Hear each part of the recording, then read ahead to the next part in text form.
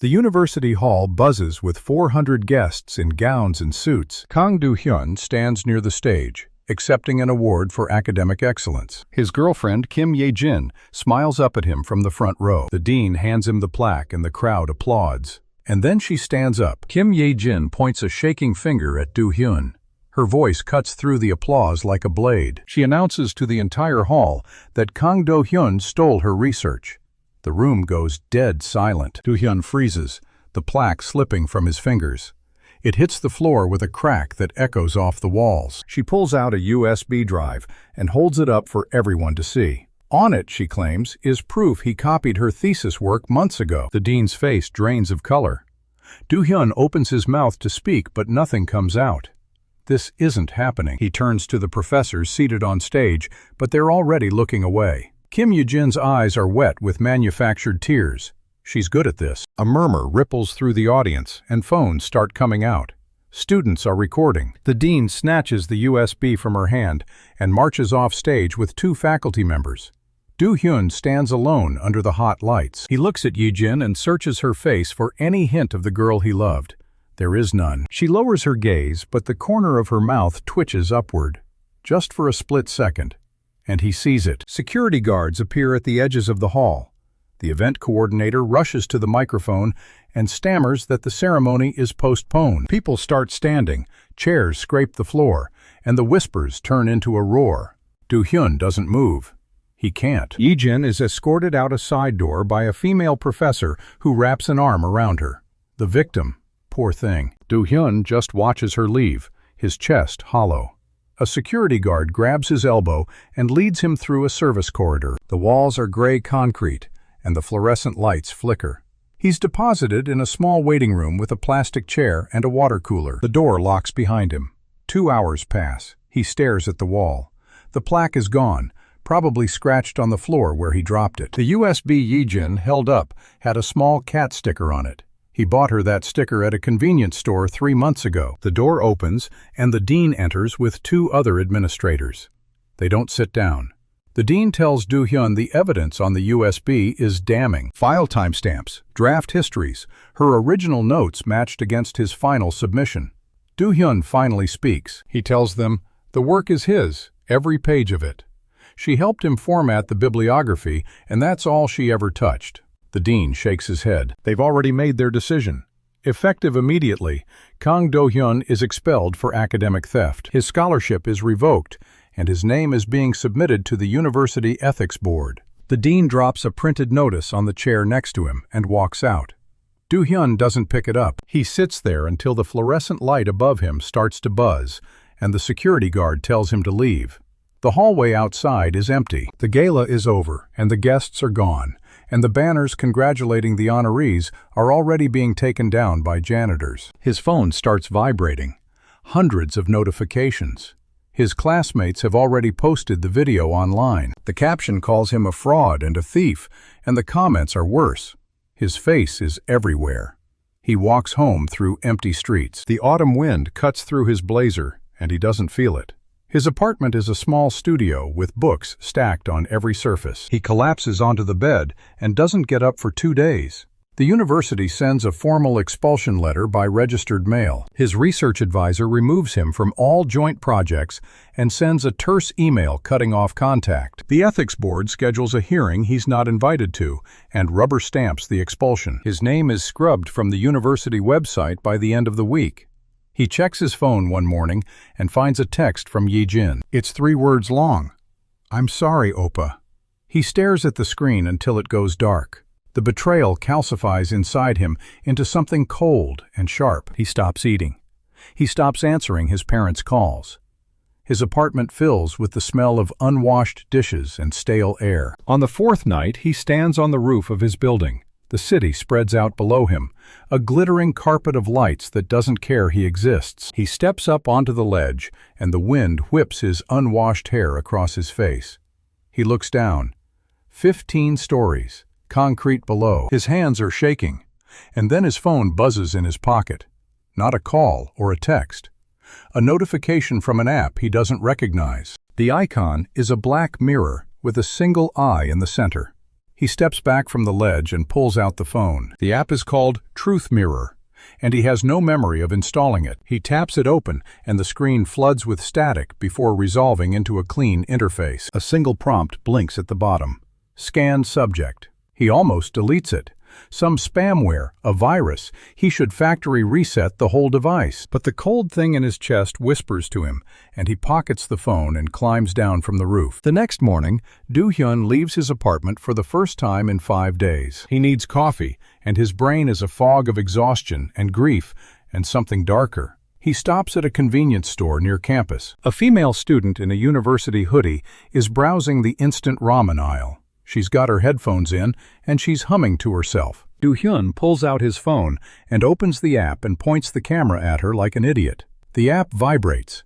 A stat sheet fills the screen. Her name is Choi Yuna, age 21, physical fitness D, intelligence B, charisma C. And then below the stats, a text box titled Darkest Secret, pulses with a red border. He reads it, and his blood runs cold. She cheated on every single midterm and final for the past 2 semesters. The app lists dates, subjects, the name of the senior who sold her the answer keys. It's all there. He looks up at the girl who's now debating between shrimp and cheese ramen. He lowers the phone, and his hand is trembling for a different reason now. This is real.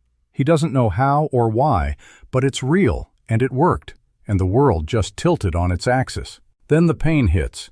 It starts in his right hand, a deep, searing ache like the bones are being squeezed in a vice. He drops the phone on the linoleum floor and grabs his wrist. The skin on the back of his hand is visibly aging. Fine lines spread across his knuckles, and the veins darken and rise. He stumbles out of the store and into an alley and leans against a brick wall and gasps. The pain subsides after a full minute. His hand still looks older, the skin slightly looser, the joints stiffer. He flexes his fingers and winces. He crouches down and picks up his phone and stares at the app. The truth mirror icon glows faintly, the eye seeming to watch him back. He understands now. The power has a price. He pulls up the student's secret again and memorizes the professor's name who graded her exams. Dr. Huang, Department of Applied Sciences. Now he has leverage. Now he has a weapon. And in that cold alley with the smell of garbage and motor oil, Kang Do-hyun makes a decision. He's going to climb back. He's going to find out who planted this app on him and why. And he's going to destroy everyone who took his life from him. Kim Yoo-jin is just the start. The screen locks onto the back of her hoodie, and the app vibrates once. A stat sheet unfolds like a digital flower on his cracked screen. Her name is Choi Yuna, and she's 21 years old. Physical fitness clocks in at a solid D, and her intelligence is a B. Charisma sits at a polite C, and the numbers just hang there, glowing faintly. And then the app scrolls down on its own to a text box ringed in pulsing red. The header reads, Darkest Secret, and the words underneath make his breath catch in his throat. She cheated on every single exam for the past 2 semesters, and the app lists every single one. Dates, course codes, the name of the senior who sold her the answer keys back in March. Even the license plate number of the car they met in behind the engineering building. Do-hyun looks up from the screen, and the girl is still debating shrimp versus cheese ramen. She has no idea her entire academic career just got served up to a stranger in the instant noodle aisle. He lowers the phone, and his hand is shaking hard now, but for a whole new reason. This thing is real, and it works, and the world just tilted on its axis, and nobody knows it but him. And then the pain hits. It starts in his right hand like someone's driven a hot nail straight through the center of his palm. He drops the phone and it clatters on the linoleum, and he grabs his wrist with his left hand. The skin on the back of his hand is moving. Fine lines spiderweb across his knuckles, and the veins darken and rise like ink bleeding through paper. He stumbles backward through the automatic door and into the cold morning air, and then into an alley. His left shoulder hits the brick wall, and he slides down a few inches and gasps through clenched teeth. The pain builds to a shriek, and then it stops dead. 1 minute passes, and his hand still looks wrong. The skin is looser, and the knuckles are slightly swollen, and the joints ache like he's been typing for 40 years. He flexes his fingers and they move, but slower and a little stiffer than they did 60 seconds ago. He crouches down and picks up the phone, and the screen is cracked a little more, and the app is still open. The truth mirror icon glows with that faint silver light, and the eye seems to be watching him. He gets it now, and the understanding is cold and clean and absolute. The power costs something, and the currency is his own body. Every secret he pulls out of someone is going to take a bite out of his remaining years. And in that alley, with the smell of garbage and old motor oil and the distant hum of the city, Kang Do-hyun makes a decision. The girl in the convenience store has no idea what just happened, but she's about to become his first asset. He wipes the grit off his phone screen and pushes himself upright and walks back inside. Choi Yuna is at the counter, now paying for the cheese ramen and a banana milk. He waits by the door, and when she steps out with her plastic bag swinging, he falls into step beside her. His voice is calm, and he asks her if she knows a senior named Hwang Min-sik from the Applied Sciences Department. She freezes mid-step, and the banana milk nearly slips out of her fingers. He tells her the license plate number of the car they used, and her face goes the color of old newspaper. Do-hyun doesn't raise his voice, and he doesn't threaten her, and he doesn't need to. He simply tells her that Dr. Hwang's ethics committee hearing is scheduled for next Thursday, and he's wondering what she thinks they'd do with testimony from a student who bought. Answer keys 3 times. She stammers something about misunderstanding and wrong person, and he just holds up his phone, and the screen is dark, but she doesn't know that. The threat is enough. He tells her he needs one small thing, and then she'll never hear from him again. She nods so fast her headphones slip off her neck and clatter against the pavement. He gives her the name of the senior who sold her the keys and tells her to send him a text and ask him to meet her at the coffee shop near the West Gate at 3 o'clock. She asks why, and he says because the senior is going to confess to Dr. Hwang about everything. Her eyes go wide, and she whispers that he'll never agree to that. Do-hyun looks at her and says he will, because she's going to convince him, and if she doesn't, then the ethics board gets her name first. She texts the senior right there on the sidewalk with shaking thumbs, and the message sends. He tells her to be at the coffee shop at 3 and to bring the senior with her, or he'll know. And then the second wave hits. This time it's not just his hand, and it's not just pain. A cold vacuum opens in his chest and sucks the warmth out of his limbs, and his vision blurs at the edges. His left pinky locks up, and a deep ache rolls through his forearm and settles into the bones. The girl is still standing there, staring at him, and he waves her off and tells her to go. She runs, and her footsteps echo off the buildings, and then she's gone around the corner. Do-hyun leans against the convenience store wall and watches his left hand age another 3 years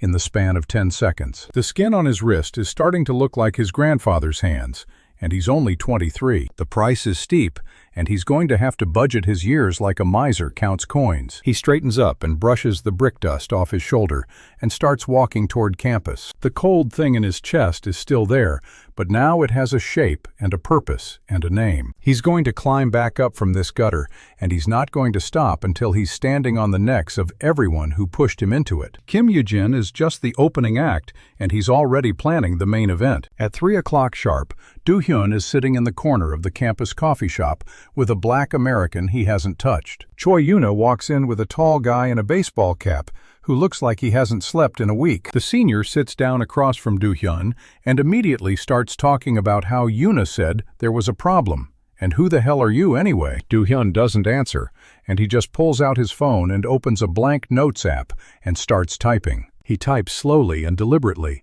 and the senior leans forward to read the screen, and his face goes rigid. The note lists every exam he sold answers for, and every student he sold them to, and the exact amount of money he charged per subject. It's not the complete list, and it doesn't need to be. The senior's mouth opens and closes, and he looks at Yuna and then back at Do-hyun, and then at the note again. He asks where Do-hyun got this, and Do-hyun says it doesn't matter, and that by tomorrow morning, Dr. Hwang is going to receive an anonymous tip about the exam ring.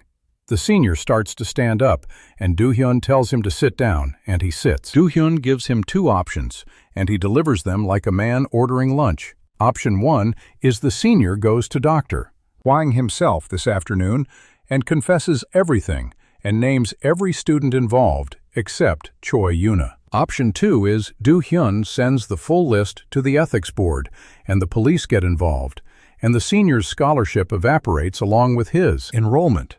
The senior stares at him, and his hands are gripping the edge of the table, and his knuckles are white. He asks what Do-hyun gets out of this, and Do-hyun says nothing, and that's not an answer.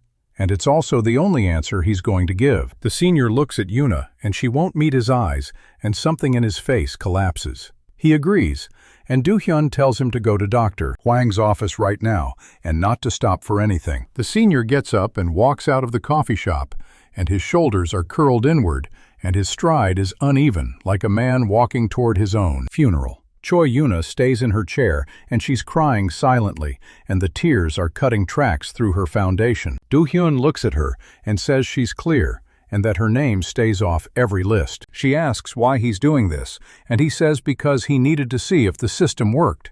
She doesn't understand what that means, and she never will. He stands up and leaves her sitting there with her cold banana milk and her ruined afternoon. That evening, Kang Do-hyun sits in his studio apartment and catalogs the damage. His right hand has aged maybe 5 years, and his left hand has aged 3. Fine wrinkles run across the backs of both hands, and the skin on his wrists is looser and thinner. He undresses in front of the mirror and checks his whole body for signs of accelerated aging, and finds none. The damage is localized to his hands, and the exhaustion in his chest, and that's bad enough. He estimates he burned through roughly 8 years of his lifespan to blackmail one undergraduate and her accomplice. At that rate, he'll be dead before he gets anywhere near Kim Ye-jin. He needs bigger targets, and he needs more leverage per use, and he needs to be precise. The next morning, he doesn't go back to campus, and he doesn't answer his parents' texts, and he doesn't leave the apartment. He spends the day researching, and he goes deep into corporate registries, and news archives, and society page photo galleries. By sunset, he has a list, and it's short, and it's lethal. Han Soo-jin, and CEO of Mirai Bio Group, and worth more than some small countries. Yoon So-yeon, and actress, and the face of 3 major brands, and a woman who never does interviews about her personal life. Park Min-ji, and a police detective with a stellar record, and a sudden transfer from a high-profile unit 2 years ago. 3 women with 3 perfect lives, and 3 secrets he can already feel burning a hole in his phone's memory. He opens the Truth Mirror app and stares at the blinking scan prompt, and for the first time in 2 weeks, he feels something that isn't grief or rage. He feels hungry. The app's eye icon pulses once like it heard him, and then the screen goes dark, and he sets the phone down on his desk. He'll start with the CEO, and he'll work his way up until he's standing in front of the man who planted this app on him, because someone gave him this power, and he's going to find out who and why. The app didn't install itself, and the pain in his hands is proof that someone designed this whole system as a weapon. Kang Do-hyun goes to sleep that night, with his aged hands folded on his chest, and his phone under his pillow. Tomorrow he buys a suit, and tomorrow he crashes a charity gala, and tomorrow Han Soo-jin meets the man who's going to own her future. And somewhere across the city, in an office with no windows, a man in a dark coat opens a file on his tablet. The file contains Do-hyun's photo and his application to Mirai Bio, and a usage log from the Truth Mirror app. 3 scans already, and the man smiles. And it's a thin smile with no warmth in it. He taps the screen, and a new target profile loads, and it's Han Soo-jin's employee roster. The game has just begun, and all the pieces are on the board, and nobody is playing by the rules. The charity gala takes place at the Grand Hyatt's top-floor ballroom. Kang Do-hyun stands across the street in a suit he bought that morning for a quarter of his remaining bank balance. The suit fits, and the tie is straight, and his aged hands are hidden in black leather gloves. He has no invitation, and no connection, and no name that opens doors anymore. But he has a phone in his pocket, and an app on the screen, and 3 women inside the building are carrying secrets that will crack open the moment he walks in. He crosses the street, and the valets ignore him completely. They're trained to spot money, and their radar doesn't even twitch when he passes. He doesn't need them to open the door, and he doesn't need anyone to announce it. The service entrance at the side of the building is unlocked, because catering staff are still hauling trays of champagne up from the loading dock. Do-hyun slips in behind a kid carrying a tower of pastry boxes, and he walks like he belongs there. He belongs there. A staircase leads up 4 flights, and he emerges into the service corridor behind the main kitchen. The noise is chaos and steam and clattering steel, and nobody looks at him twice. He walks through the kitchen and out the swing doors, and into the gala like he stepped off a guest list nobody printed. The ballroom is a cathedral of wealth and bad taste. Crystal chandeliers drip from the ceiling, and every table has a centerpiece that costs more than his parents' apartment. Women in gowns that weigh more than some small dogs drift between the tables, and men with faces he recognizes from business section front pages stand in tight circles, swapping handshakes and leverage.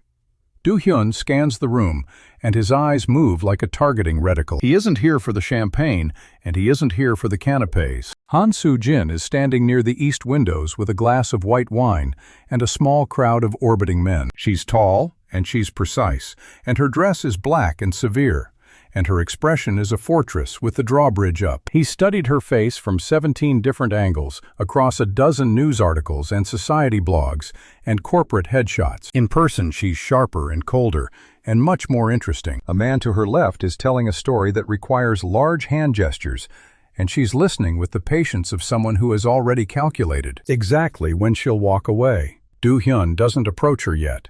He finds a corner near the bar, and he orders a soda water with lime, and he waits. He's studying the room's geometry and the locations of security and the rhythm of servers moving between tables. And he's watching Han Soo-jin's orbit and noting who gets close and who gets waved off and who makes her smile even the smallest fraction of a millimeter. Nobody makes her smile. Half an hour passes, and she extricates herself from the third circle of men and walks toward the balcony alone. Do-hyun sets down his glass and follows. The balcony doors are heavy glass, and the night air hits him sharp and cold, and the city sprawls below them like a circuit board lit by fire. Han Soo-jin is leaning against the railing with her phone in her hand, and her wineglass balanced on the stone ledge. She doesn't turn around when the door clicks shut behind him. She says if he's another reporter, he should leave before she calls security. Do-hyun walks to the railing 2 meters to her left, and he doesn't look at her. He looks at the city, and he says he's not a reporter. She asks what he wants, and her voice is bored and dangerous, and she still hasn't glanced at him. He says he wants to talk about her father. She goes still. Not frozen, and not dramatic, and not the way actresses do it in thrillers, just a complete and total suspension of motion that lasts exactly 1 second. Then she turns her head and looks at him, and her eyes are very dark and very cold. She asks, which father? Do-hyun keeps his eyes on the skyline and says her biological father and she knows which one he means.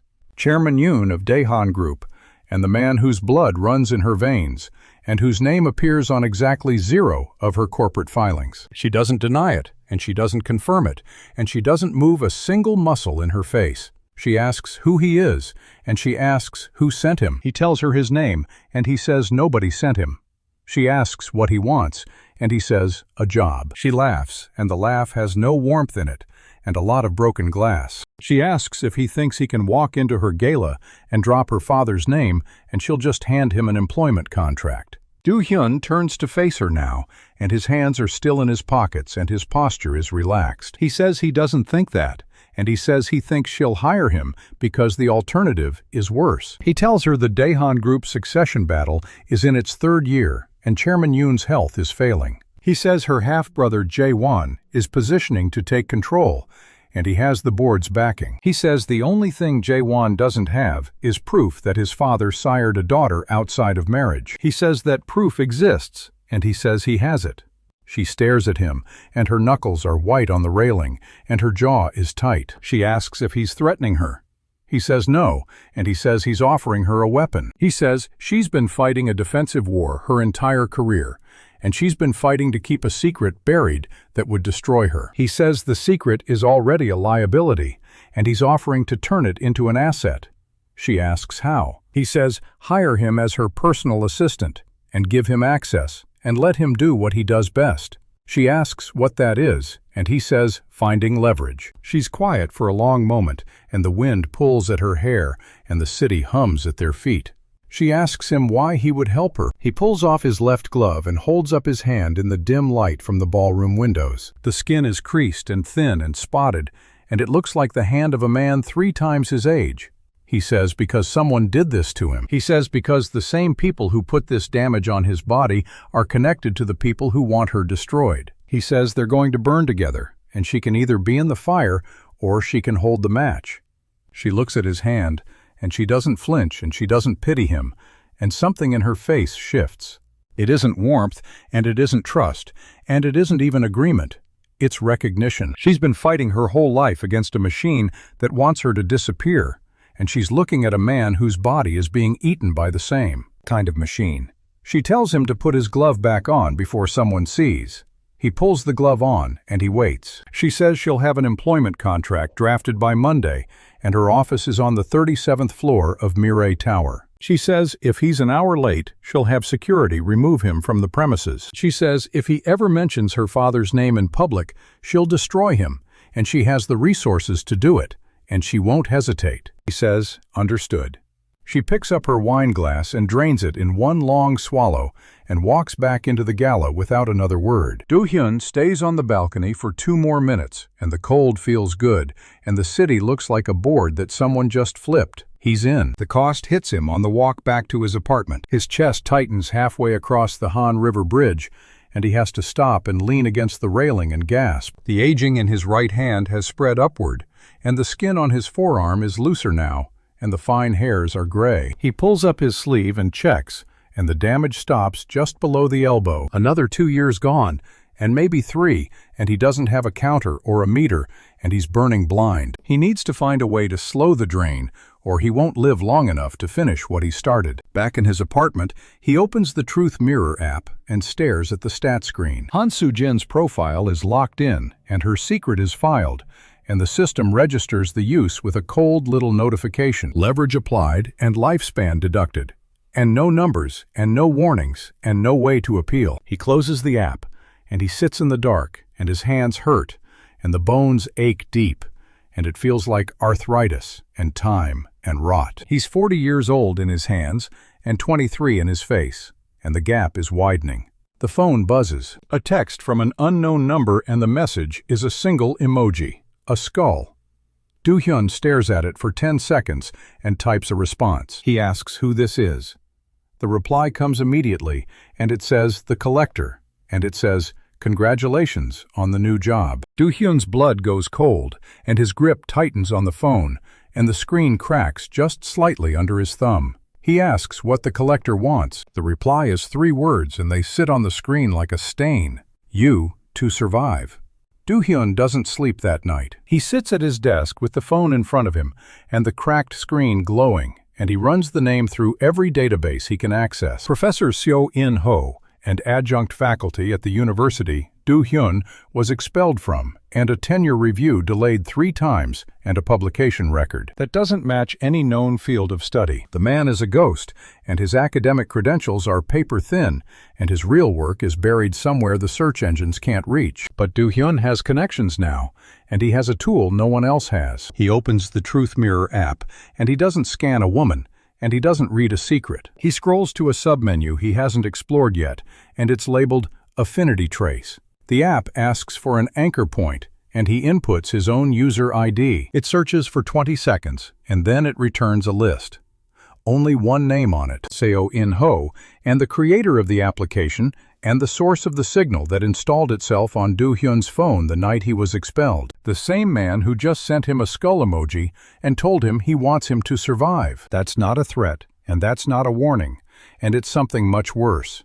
It's an investment. Do-hyun is a piece on a board, and he was placed there deliberately, and the collector is watching him move. He sits in the dark with that knowledge, and it settles into his stomach like a stone. Monday morning arrives cold and gray, and Do-hyun stands outside Mirai Tower at 7:52 a.m. His suit is new, and he bought it with money he doesn't have, and the cut is sharp, and the fabric is dark navy. He looks like a young executive, and nobody looks at his hands, and nobody sees the ruin under the gloves. He walks through the lobby and past the security desk, and the guards don't stop him. His badge is already in the system, and his photo was taken Saturday afternoon at a studio Han Soo-jin's assistant arranged. The elevator takes him to the 37th floor, and the doors open onto a world of glass and steel and quiet competence. Han Soo-jin's actual office is at the end of a long corridor, and her assistant is a woman in her 40s with a sharp haircut and a sharper gaze. She tells Do-hyun the CEO is waiting and he should go straight in. He walks into the office, and Han Soo-jin is behind her desk, and she doesn't look up from her screen. She tells him to close the door. He closes it. She tells him his first assignment starts now, and she pushes a tablet across the desk toward him. The screen shows a personnel file and a photo of a man with a weak chin and expensive cufflinks. His name is Director Choi, and he's the head of Mirai Bio's pharmaceutical division. And he's been leaking clinical trial data to a competitor. She says she suspected him for 6 months, and she hasn't been able to prove it. She asks Do-hyun if his talent works on men. He says no, and he says he'll find another way. She asks how long he needs.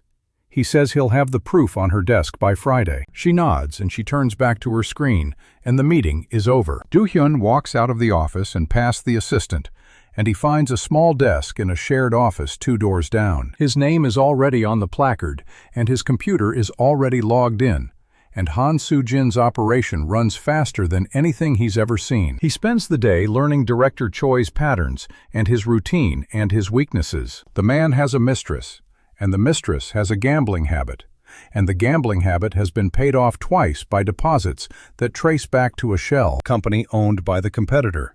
Do-hyun doesn't need the Truth Mirror app for this, and he doesn't need a stat sheet or a secret. He just needs patience, and he needs to follow the money. He gets the proof on Wednesday afternoon, and he drops the file on Han Soo-jin's desk before the close of business. She opens it and reads for 90 seconds and closes it. She says Director Choi will be terminated tomorrow, and she asks Do-hyun if he wants the corner office next to hers. He says the desk he has is fine. She almost smiles, and it's the first crack he's seen in the fortress. That night he goes home, and the phone buzzes, and it's the collector again. The message is 2 words this time, and they read, "Keep climbing." Do-hyun stares at the screen, and his hands ache and his chest is tight, and he knows the meter is running. He doesn't know how much time he has left, and he doesn't know what happens when it runs out. But he knows one thing for certain now, and the certainty is cold and clean and absolute. Seo In-ho needs him alive, and Seo In-ho needs him to keep using the app, and Seo In-ho built this whole system to harvest something. The question isn't what, and the question is who the harvest is for. And the answer is sitting 3 floors above a university lecture hall in a dark office where a man in a dark coat is watching Do-hyun's usage log tick upward. Every scan is a deposit, and every secret weaponized is a withdrawal against a balance Do-hyun has never seen. The game isn't just rigged, and the game was designed specifically to drain him dry. He's not the player, and he's not the piece. He's the battery. And now he has to figure out how to short-circuit the machine before the machine decides it's time to collect. The contract lands on his desk before noon on Thursday. It's a thick stack of paper, and the letterhead says Mirai Group, and the salary figure is more money than Do-hyun has ever seen in his life. He signs it without reading the fine print. Han Soo-jin's assistant collects the document and hands him a black company phone and a keycard that opens every door below the 40th floor. Just like that, our boy is official. He's no longer the disgraced university kid, and he's no longer the guy who got framed by his girlfriend at a charity auction. He's Executive Assistant Kang, and his desk is 2 doors from the CEO. And his inbox is already flooded with briefing memos. The first week is a blur of 16-hour days and quarterly reports, and learning the names of every division head in the conglomerate. Soo-jin tests him constantly, and she throws problems at him that should take a team of analysts 3 days to solve. He solves them in 3 hours, and he doesn't ask for help, and he doesn't complain. She notices. On Friday evening, she summons him to her office, and the sky behind her is orange, and the city lights are starting to blink on. She asks him how his first week went. He tells her it was manageable. She says Director Choi's replacement has been appointed, and the new guy is terrified of her, and she asks Do-hyun if he knows why. He says it's because she let him watch what happened to the last director. She almost smiles again, and this time the crack is wider. Then she tells him there's a charity gala tonight at the Grand Imperial Hotel, and she needs him to attend as her escort, not as her assistant and not as her staff. Her escort. He asks if that's wise, and she says it doesn't matter if it's wise. It matters that 3 board members will be there, and they need to see that she has someone loyal standing beside her, someone they can't bribe, and someone they can't intimidate, and someone who already proved he can destroy a man in under 72 hours. He says he'll get changed. She tells him there's a tuxedo waiting in his office, and the tailor came at 4 o'clock. Of course she planned this days in advance. Of course she knew he'd say yes. The Grand Imperial Hotel is a monument to old money and older secrets. Chandeliers drip from the ceiling like frozen waterfalls, and the ballroom floor is polished marble that reflects the gowns and the jewels and the perfect practiced smiles. Do-hyun walks in with Soo-jin on his arm, and every head in the room turns. She's wearing a black dress that costs more than a luxury sedan, and her posture is flawless, and her expression is stone. He's wearing the tuxedo and the gloves, and his face is calm, but his eyes are scanning. The Truth Mirror app sits dormant in his phone, and he doesn't open it, but his fingers itch. Soo-jin guides him through the crowd, and she introduces him to a parade of powerful men and their polished wives. He shakes hands, and he memorizes names, and he catalogs faces. Nobody questions his presence, and nobody asks about the gloves. Soo-jin's seal of approval is enough, and everyone in this room knows it. Then a woman walks toward them, and she's not wearing a gown. She's wearing a tailored blazer, and her badge is clipped to her belt, and her eyes are sharp and tired and familiar. Detective Park Min-ji. She stops 3 feet from Do-hyun, and she studies his face like she's reading a case file. She asks Soo-jin if she can borrow her companion for 5 minutes. Soo-jin's grip tightens on his arm, and she asks what this is about. Min-ji says it's about a case, and she flashes a smile that doesn't reach her eyes. Do-hyun tells Soo-jin it's fine, and he follows the detective to a quiet alcove near the service entrance. The noise of the gala fades to a murmur, and Min-ji turns to face him, and her posture shifts. She's not smiling anymore. She tells him she knows who he is. She says she worked security at the university event where he was accused, and she remembers his face. And she remembers the girl who framed him. She says Kim Ye-jin filed a report 3 weeks later, claiming he was stalking her, and the report went nowhere, but she kept the file. She kept it because something felt wrong about the whole thing. Do-hyun asks her what she wants. She says she wants to know how a disgraced expelled student with no money and no connections ends up as the right hand of the most powerful CEO in the city 6 weeks later. She says it doesn't add up. He studies her for a long moment, and then he makes a choice. He pulls out his phone, and he opens the Truth Mirror app, and he aims the camera at her. The screen populates, and the numbers scroll, and her stats are impressive. Strength is above average, and intelligence is exceptional, and her resolve stat is through the roof. But then he scrolls down, and he finds the secret. Park Min-ji witnessed her partner's murder, and she didn't report it. She froze, and she watched, and she let the killer walk. And she's been carrying that guilt for 4 years. Do-hyun locks the phone, and he looks her in the eye. He tells her he knows about the night her partner died. Her face goes pale, and her hand moves toward her holster, and she asks him what he just said. He tells her he knows she was there, and he knows she saw everything, and he knows she never told anyone. The detective stands frozen, and the noise of the gala seems very far away. She whispers that it's impossible, and he couldn't know that. He says he knows a lot of things, and he asks her if she wants to keep this quiet. She asks what he wants in return. He tells her he wants a friend in the police department, and he wants her to keep his name out of her files. He says he's not her enemy, and he says the people who killed her partner are still out there. She stares at him for 30 seconds, and the silence is heavy and cold. Then she nods. She tells him she'll stay out of his way, but she warns him that if he hurts anyone, she'll bury him. He says that's fair. She turns and walks away, and her back is straight, but her hands are shaking. Do-hyun watches her disappear into the crowd, and he feels the familiar sharp pain in his chest. It's worse this time, and the ache spreads down his left arm and into his fingers. He looks at his right hand, and the glove is tight, and the skin underneath feels thin and papery. The price is climbing, and he knows it. Soo-jin finds him in the alcove, and she asks him what the detective wanted. He tells her it was a misunderstanding, and she doesn't believe him, but she doesn't push. She takes his arm again, and they walk back into the ballroom, and the band is playing something slow and elegant. She leans close, and she tells him he's a very good liar.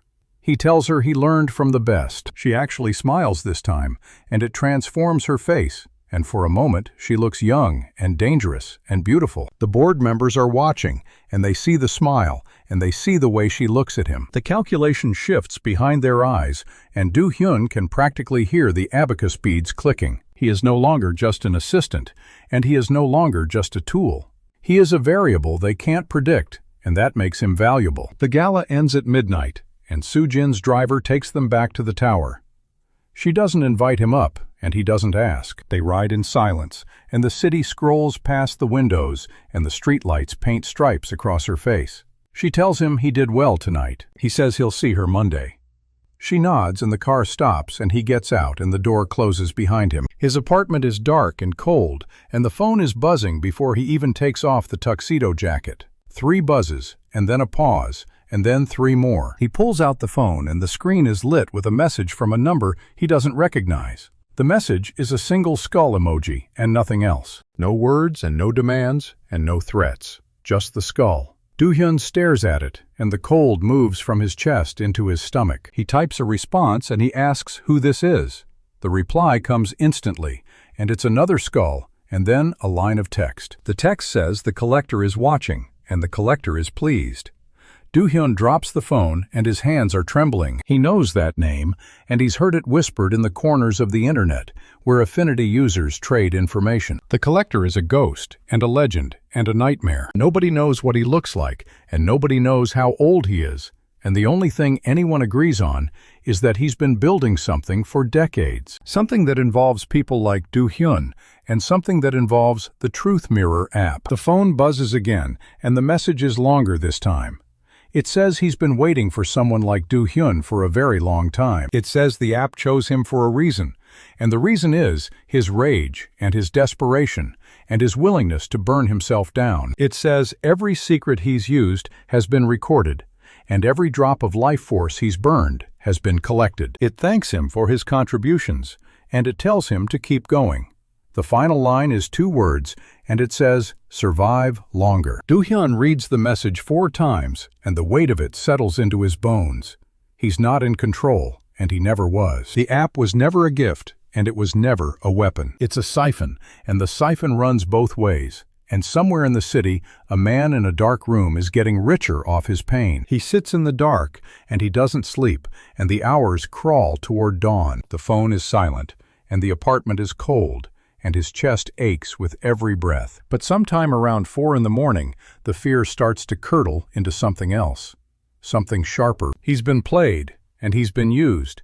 And the people who hurt him are still out there. Kim Ye-jin is still walking around with his reputation in her pocket, and the professor who fed her the script is still sitting in his office grading papers. The collector thinks he's a battery, and the collector thinks he'll just keep burning until there's nothing left. The collector made a mistake. He gave Do-hyun a list of everyone who's been watching, and he gave him proof that the system is real. And now Do-hyun knows 2 things that he didn't know at midnight. The game has a name, and the game has a face, and the man behind it thinks he's untouchable. And the second thing is worse. The second thing is that Do-hyun Kang has nothing left to lose. His body is already dying, and his time is already running out.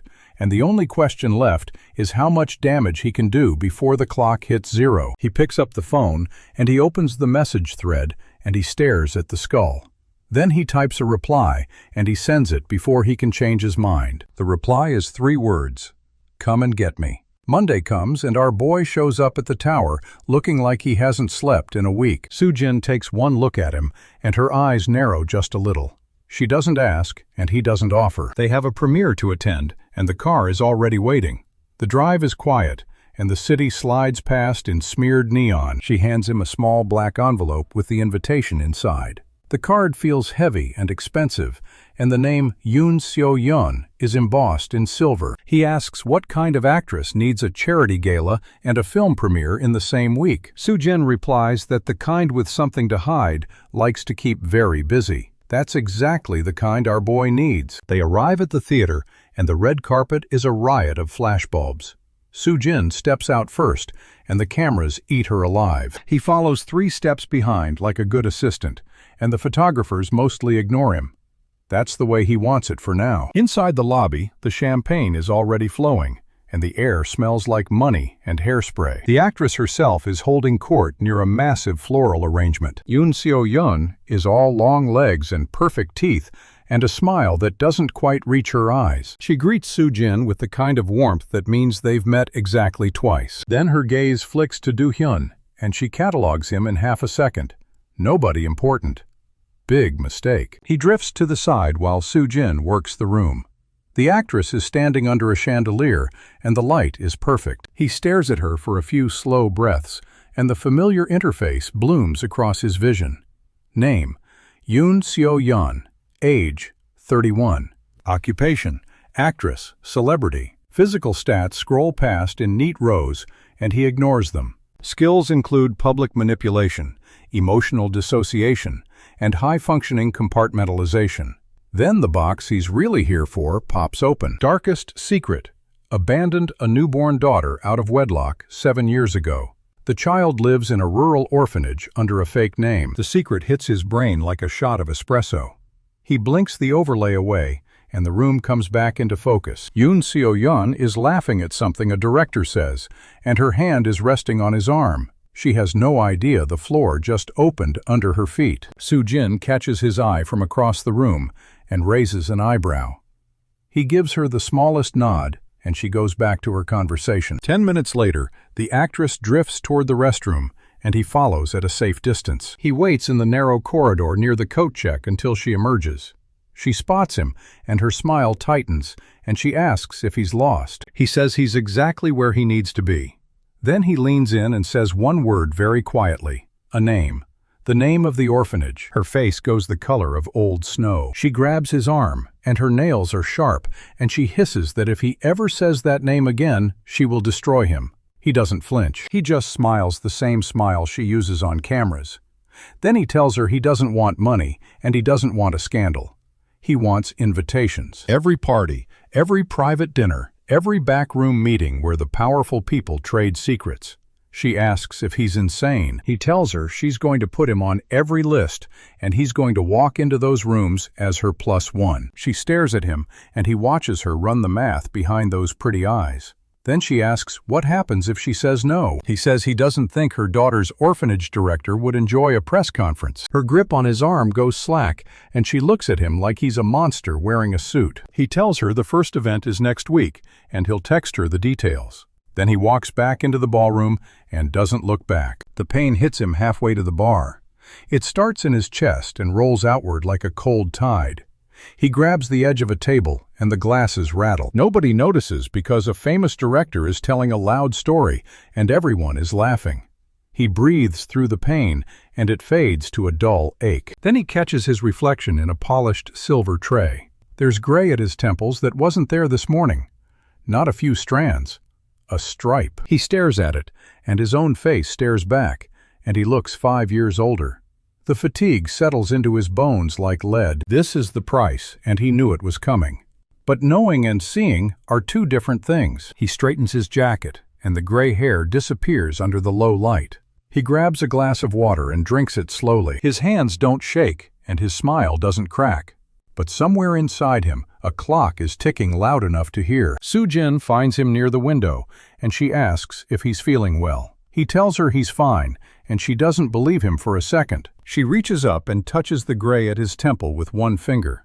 The gesture is too intimate for an assistant, and too gentle for a boss. She asks what he's doing to himself. He says he's surviving.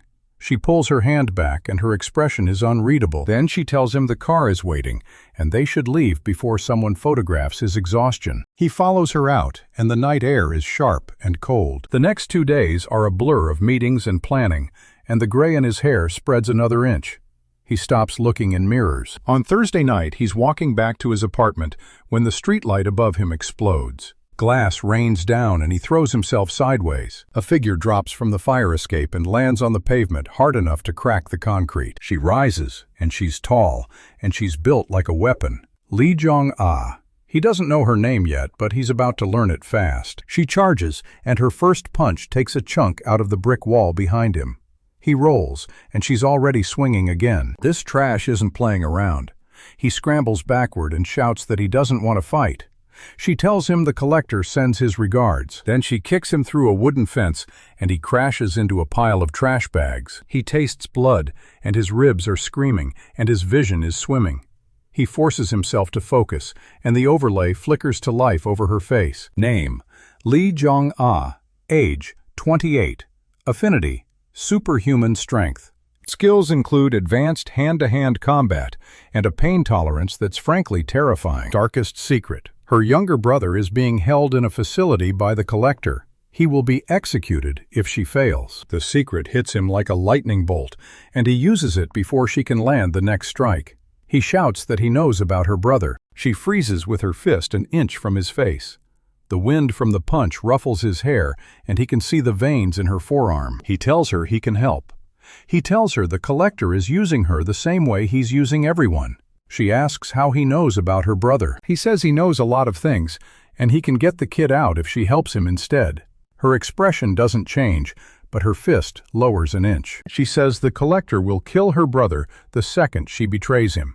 He tells her the Collector is already planning to drain them both dry. The words land, and he sees the crack in her armor.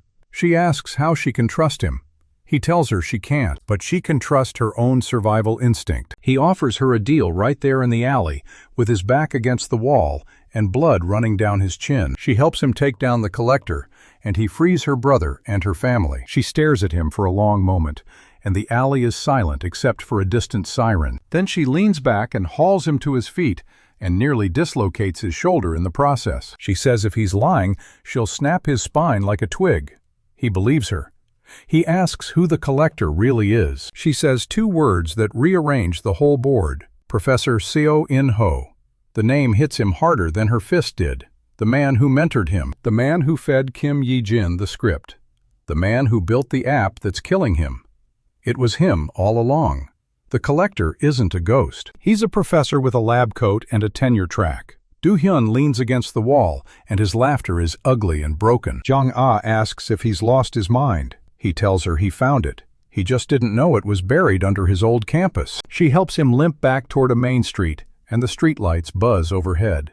He asks where her brother is being held. She names a building outside the city, a compound hidden inside an old industrial park.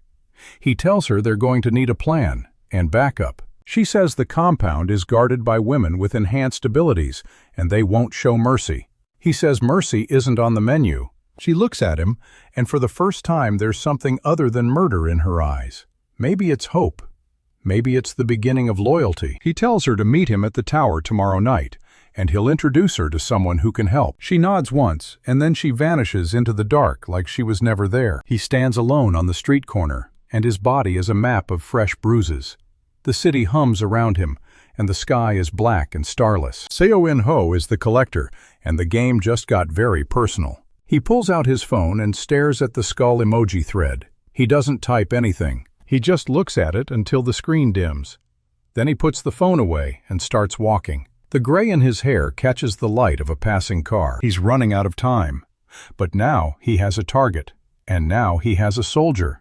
And the professor who ruined his life has no idea what's coming. Do-hyun limps into Han Soo-jin's private office at 11 at night with a fugitive super soldier at his side and blood still crusted on his collar. Soo-jin looks up from her laptop, and her expression doesn't even flicker. She asks if he's aware he looks like a corpse. Jung-ah scans the room like she's clearing it for hostiles, and Soo-jin watches her with the flat eyes of a woman who's already calculating. Do-hyun drops into the leather chair across from her desk, and the chair creaks under him. He tells her they have a problem, and the problem's name is Seo In-ho. Soo-jin closes her laptop and folds her hands on the desk. She asks if he means the professor who mentored him. He says the same professor who built the app and sent the muscle and has been draining women for decades. She doesn't blink, but her knuckles go white. He tells her everything. Jong-ah fills in the gaps with the clinical precision of someone who's been living inside the nightmare. The compound outside the city, the enhanced guards, the brother in a cell, the Collector's real face. When they finish, Soo-jin stares at the wall for a long moment, and the silence is heavy. Then she stands and walks to a cabinet built into the wall and presses her palm to a scanner. The cabinet slides open, and inside are files and drives, and a map of the city marked with red pins. She says she's been tracking unusual corporate activity near the industrial park for 6 months. Do-hyun asks why she never mentioned it. She says she didn't know it was connected to him, and she doesn't share hunches. Jong-ah lets out a low whistle and says the CEO plays dirty, and she respects that. Soo-jin ignores her and spreads the map across the desk. The compound sits inside an old semiconductor factory at the edge of the city, and satellite imagery shows 12 heat signatures at all hours. Soo-jin says the facility is legally owned by a shell company that traces back to the university's research foundation. Seo In-ho hid in plain sight for 20 years, and nobody noticed because he looked like a boring academic. Do-hyun traces the perimeter with his finger, and the gray in his hair catches the desk lamp. Jong-ah says the entrance is defended by 2 guards with enhanced reflexes, and the lower levels have at least 8 more. She's never been past the 3rd sublevel, but she's heard the screams from below. Soo-jin pulls up a blueprint on her tablet, and it's the original factory layout from the 80s. She says the basement was retrofitted sometime in the last decade, and the power draw is massive for a facility that supposedly makes circuit boards. Jong-ah points to a ventilation shaft on the north side and says it's the only blind spot in the camera grid. Do-hyun asks if she can get them through. She says she can get herself through, and maybe one other person, but not a whole squad. Soo-jin says they don't need a squad, and she taps a section of the blueprint labeled Main Generator. Her plan forms in real time on the desk between them. Jong-ah enters through the shaft and disables the primary power, while Soo-jin triggers a fire alarm from a remote terminal across the street. The guards scramble, and Do-hyun walks through the front door in the chaos with a forged access badge. Jong-ah asks what happens when the guards realize it's a false alarm. Soo-jin says they'll already be inside the lower levels by then. The plan is thin, and it's reckless, and it's the best they've got. Do-hyun asks about the women guarding the compound. Jong-ah says they're all like her, and they're all terrified, and they'll fight to the death because the alternative is worse. He says he doesn't want to kill them. Soo-jin looks at him like he's just suggested negotiating with a landmine. He tells her his power works on them, and if he can get close enough, he can find their secrets and turn them. Jong-ah says it won't work on the lead guard, and she's been with the collector the longest, and she's loyal to the bone. He asks what her secret is, and Jong-ah says she doesn't have one, and that's the problem. Soo-jin leans back in her chair and studies him with something that isn't quite admiration and isn't quite fear. She says he's going to burn through what's left of his life, pulling secrets out of those women. He says he's already burning, and he might as well light the fire under Seo In-ho on his way out. The words hang in the air, and Jong-ah looks at him differently now, and Soo-jin's jaw tightens. Jong-ah asks how long he has. He says he doesn't know, and he doesn't intend to find out before the job is done. Soo-jin stands abruptly and walks to the window, and the city lights paint her silhouette in cold white. She says she didn't sign up to watch him die. He tells her she signed up to survive, and this is how they all survive. She turns back, and her eyes are wet, but her voice is steel. She asks when they move. He says tomorrow night, and the eclipse is in 3 days. And so In-ho will be focused on his ritual. Jong-ah cracks her knuckles, and the sound is like snapping bone. She says she'll draw the patrol routes from memory, and Soo-jin can overlay them on the blueprint. The 2 women lean over the tablet together, and for the first time, they aren't sizing each other up, and they're working. Do-hyun watches them, and his chest aches with something that isn't the bruising from the alley. He's got a CEO and a super soldier and a detective he doesn't fully trust, and he's about to throw them all at a monster with a PhD. Guess what goes through his head? He thinks about Kim Ye-jin and the university courtyard and the crowd that believed her without a second thought. He thinks about the bridge and the phone in his hand and the app icon glowing like a promise. And he thinks about Seo In-ho sitting in an office somewhere with a cup of tea and a spreadsheet of stolen lives. He stands and his ribs scream, and he ignores them. He tells Soo-jin to get him a vehicle that won't be traced and Jong-ah to rest, because tomorrow she fights for her brother. Jong-ah says she hasn't rested in 3 years and won't start now. Soo-jin pours 3 glasses of whiskey from a decanter she keeps for clients she despises.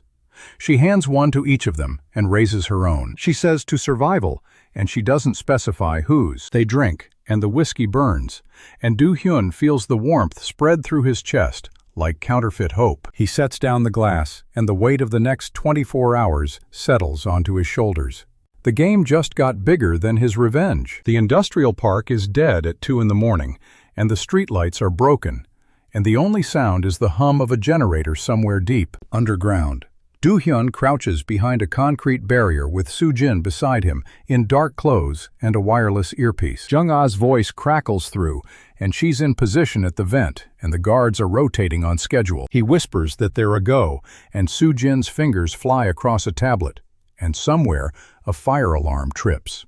The compound erupts and floodlights snap on, and guards pour out of the front entrance in tactical gear. Jung-ah drops through the shaft, and the earpiece fills with the sound of her breathing and the soft thud of boots on concrete. Do-hyun walks straight toward the chaos with a badge clipped to his jacket and his heartbeat hammering in his throat. A guard stops him and demands his credentials, and he barely has time to focus before the overlay flickers across her face. Name: Choi Min-seo, age 31. Affinity: enhanced reflexes. And her secret hits him like a punch. Her daughter is being held in a cell 2 floors below, and she's been told the child will be released when her service ends. He knows that's a lie, and he tells her so. He says the collector never releases anyone, and her daughter is going to die down there unless she helps him. She freezes with her hand on her weapon, and the floodlights carve harsh shadows across her face. She asks how he knows, and he says it doesn't matter, and what matters is whether she wants to save her kid.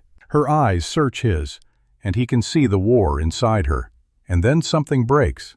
She lowers her weapon and says the east stairwell is unguarded for the next 4 minutes. He thanks her, and she says if he's lying, she'll find him and kill him herself. He says she'll have to get in line. He slips past her and into the building, and the hallway smells like bleach and old metal. Soo-jin's voice comes through the earpiece, and she's inside the security network, and she's watching the cameras. She directs him left and then right, and then down a narrow stairwell that descends into cold, damp air. Jung-ah meets him at the bottom landing with bruised knuckles and a cut above her eyebrow. She says the guards on this level are neutralized, and she used non-lethal force like he asked. He asks how many, and she says 4, and they won't wake up for a while. They move deeper, and the corridor opens into a massive underground chamber that shouldn't exist. The ceiling is vaulted, and the air is thick with the smell of antiseptic and something rotten underneath. Rows of glass tanks line the walls, and inside them are women suspended in glowing fluid,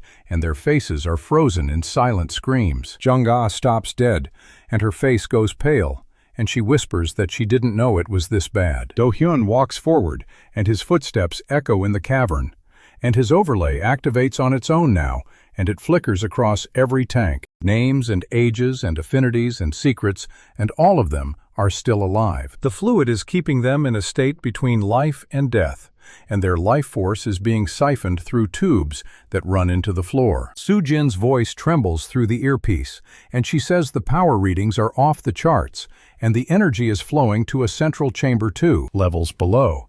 That's where Seo In-ho is harvesting it. Do-hyun's hands shake, and it isn't from the cold. He counts the tanks, and there are at least 30 women here, and some of them have been suspended for years. He recognizes one face near the end of the row, and it's a girl from his old campus, and she vanished 3 semesters ago. Jung-ah grabs his arm and says they can't save them all, and not right now. He knows she's right, and he hates it, but he keeps walking. They reach a heavy steel door at the far end of the chamber, and the earpiece crackles with static, and Soo-jin says there's a signal jammer on the other side. Do-hyun tells her to stay on the network and keep the cameras looping, and they'll be back in 10 minutes. She says if they're not back in 15, she's coming in after them. He says that's a terrible idea, and she says she didn't ask for his opinion. The door groans open, and the smell hits them first, and it's iron and decay and the sharp electric tang of active machinery. The chamber beyond is smaller, and it's dominated by a massive cylindrical device that pulses with a low, sickly green light. Tubes run from the device into the ceiling and the floor and the walls, and they all vibrate with the same frequency. Jung-ah says this is the collector array, and it's where the life force gets concentrated before it's transferred to the ritual site. Do-hyun steps closer, and the overlay screams at him now, and the stats of the women in the tanks upstairs flash through his vision in rapid fire. He can feel his own life draining just standing here, and his hair is definitely grayer than it was an hour ago. A voice comes from behind them, and it's calm and amused, and utterly familiar. Professor Seo In-ho steps out of the shadows near the array, and he's wearing a lab coat and holding a cup of tea. He says he was wondering when Do-hyun would show up, and he's impressed it took him this long. Jung-ah lunges, and Seo In-ho raises one hand, and she's thrown backward into the wall, and she crumples and doesn't move. Do-hyun doesn't run, and he doesn't flinch, and he just stares at the man who ruined his life. Seo In-ho sips his tea and says they have a lot to discuss, and invites him into the next room for a proper conversation. The wall behind the array shimmers and opens into a doorway that wasn't there a second ago, and the space beyond glows with sterile white light. Do-hyun looks at Jung-ah's unconscious form and back at the professor, and he knows he doesn't have a choice. He steps through the doorway, and the world dissolves into static, and the game just crossed into a new level. The static clears, and our boy is standing in a white void that stretches forever in every direction. No walls, and no ceiling, and no floor, but his feet find solid ground. The air smells like nothing, and the silence presses in from all sides. A single chair sits in the center of the void,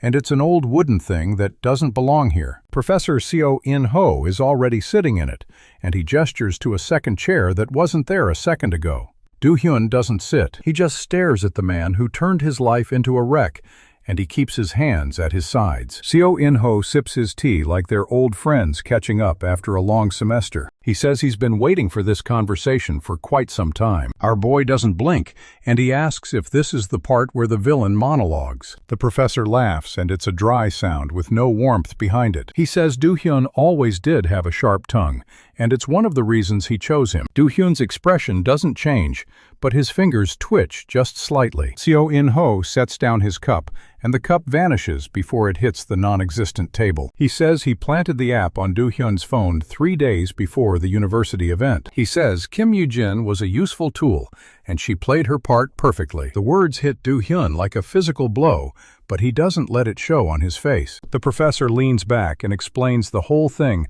like he's lecturing a freshman. He needed a subject with a specific psychological profile, and Do-hyun fit it exactly. Someone intelligent and ambitious, and deeply trusting, and the betrayal needed to be absolute. Do-hyun's jaw tightens, and the gray in his hair seems to spread another inch. Seo In-ho says Kim Yoo-jin never loved him, and she was compensated handsomely for her performance. The word compensated echoes in the white void, and Do-hyun files it away for later. He asks if the professor is finished. Seo In-ho raises an eyebrow and says he expected more outrage. Do-hyun says he'll save his outrage for when it matters. The professor nods like he's grading a test and says the app was a prototype for something much larger. He calls it the Mirror Protocol, and it was designed to test the limits of life force transference. Every time Do-hyun used the app to exploit a secret, he paid a toll in years. That toll was routed directly into the collector array, and it's been powering Seo In-ho's immortality. Our boy was a battery, and he didn't even know it. Think he crumbles right there and begs for mercy? Not a chance. Do-hyun's eyes stay locked on the professor, and his voice is flat and cold like a frozen lake. He asks how long the professor has been running this harvest. Seo In-ho says the compound has been operational for 11 years, and the gala attack was just a test run. He gestures, and a holographic screen flickers to life, showing the faces of all the women suspended in the tanks upstairs. Their stats scroll past in rapid fire, and Do-hyun sees his own overlay reflected back at him in reverse. The professor says he's been watching Do-hyun's progress with great interest, and the data is remarkable. He says the app was supposed to kill its host within 6 months, and Do-hyun has survived far longer than projected. Do-hyun's hands are pale, and the veins on the back of them are now dark like ink pressed into skin. The professor leans forward, and his voice drops just a little. He says, Do-hyun is dying faster now because he pushed too hard in the compound. The overlay activation downstairs burned through months of life force in a single burst. Seo In-ho says he can offer a solution,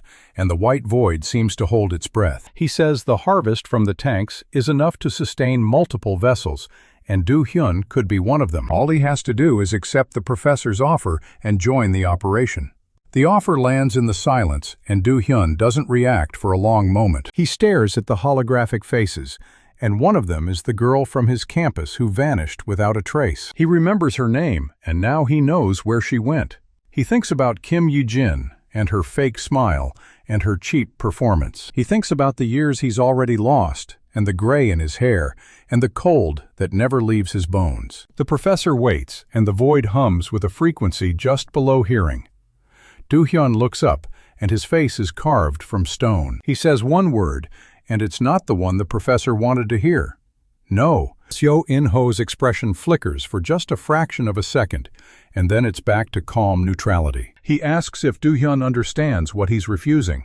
Do-hyun says he understands perfectly, and he'd rather rot than become the same kind of monster. Seo In-ho sighs, and it's the sigh of a teacher disappointed in a failing student. He says the offer stands for another 48 hours, and after that, the decay will be irreversible. The holographic screen dissolves, and the void begins to ripple at the edges, like a reflection in disturbed water. Seo In-ho stands, and the chair disappears, and the space between them starts to widen. He says Do-hyun will crawl back to him eventually, because they all do. He says the pain of necrotic decay is unlike anything the human body is designed to endure. He tells Do-hyun to think about the women he's manipulating, and whether any of them would sacrifice themselves for him. He says it's a lonely thing to die in a body that's eating itself from the inside out. The void collapses, and the white light shatters into 1,000 spinning fragments. Do-hyun opens his eyes, and he's back in the collector chamber,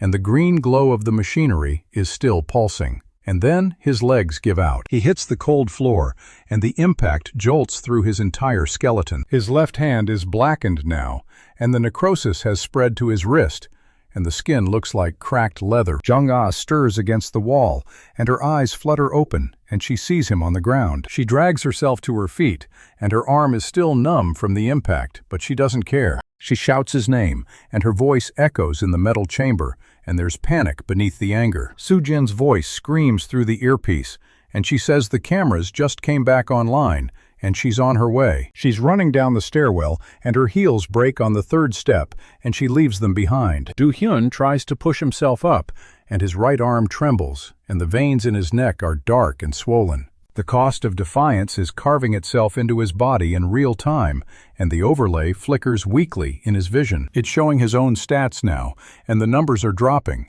and the life force bar is a sliver of red. Jung-ah grabs him and hoists him upright, and his weight is all wrong, like he's hollowed out inside. She says he's an idiot, and she should have punched Seo In-ho harder back in the academy days. The lead guard from the entrance shows up in the doorway, and her face goes pale when she sees the state he's in. She asks what happened, and Jung-ah says the professor got inside his head, and the damage is physical now. Soo-jin bursts through the steel door, and she's barefoot and bleeding, and her suit is torn at the shoulder. She sees Do-hyun, and the color drains from her face, and she says his name like it's a question she's terrified to ask. He looks up, and the gray in his hair is almost white now, and there's a crack in his lower lip that's bleeding black. He tells her he's fine, and the lie is so transparent that none of them bother to call it out. Soo-jin kneels beside him, and her hands hover over his chest, and she doesn't know where to touch or how to help. Her voice breaks when she asks if this is the app doing this to him. He nods, and the movement costs him something visible,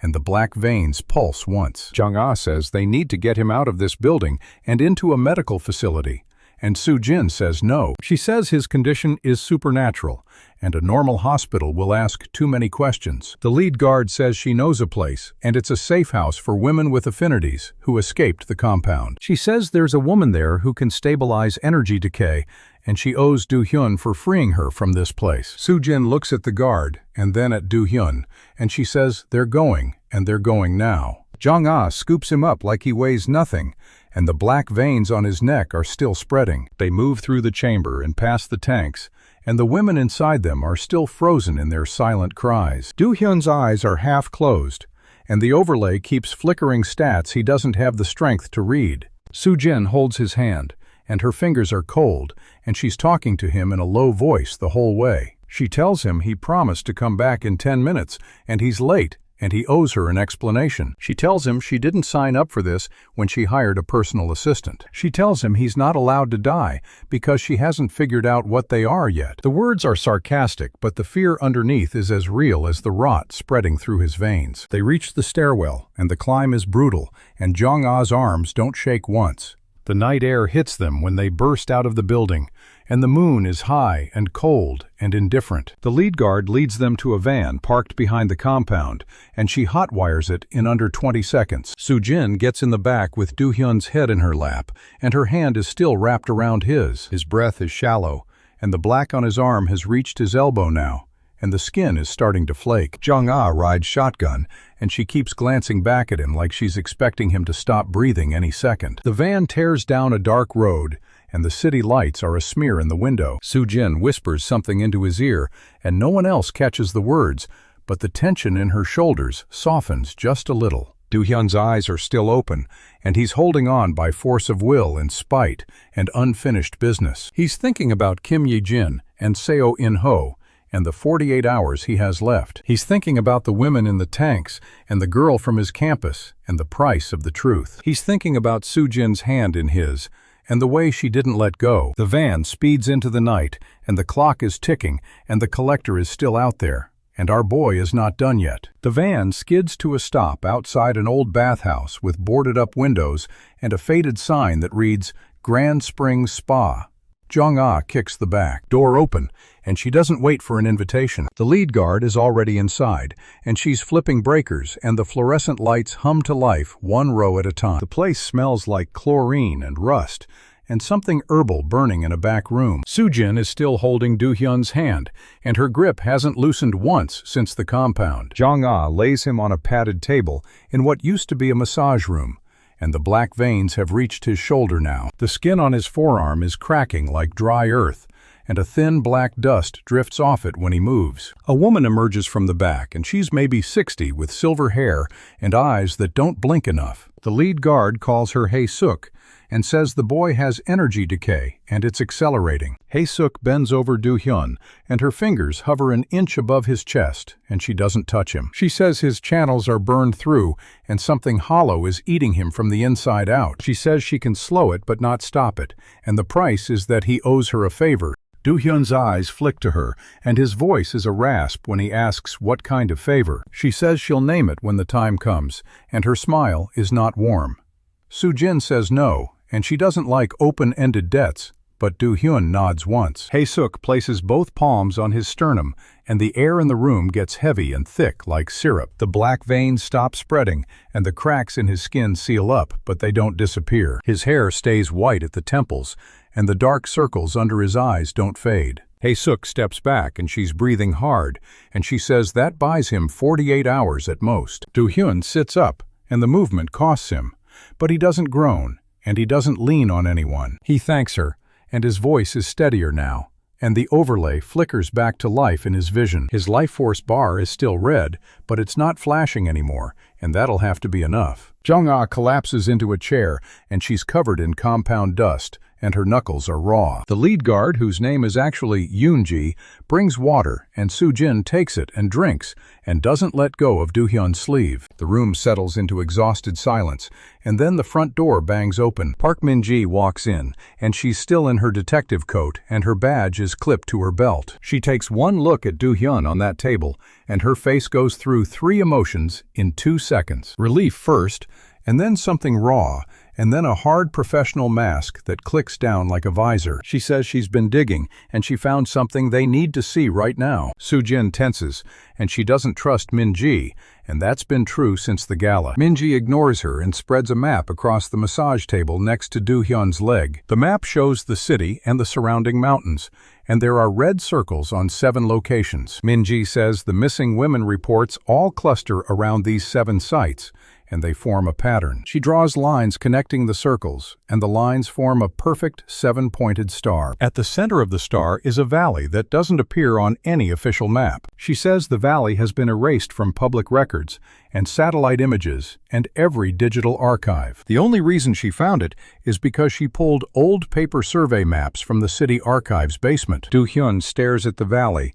and the overlay pulses, and he feels the name before he reads it. The valley is called Hollow Reach, and it was a burial site 3,000 years ago. Minji says the ritual Seo In-ho is planning requires something specific and rare. She pulls out a second document, and it's a printout from an ancient texts database. The document describes a celestial alignment that amplifies life force transfer, and the date lines up. A total solar eclipse is going to pass directly over Hollow Reach in 2 days. That's when Seo In-ho performs the immortality ritual and drains every woman left in those tanks. Soo-jin's hand tightens on Do-hyun's sleeve, and her knuckles go white.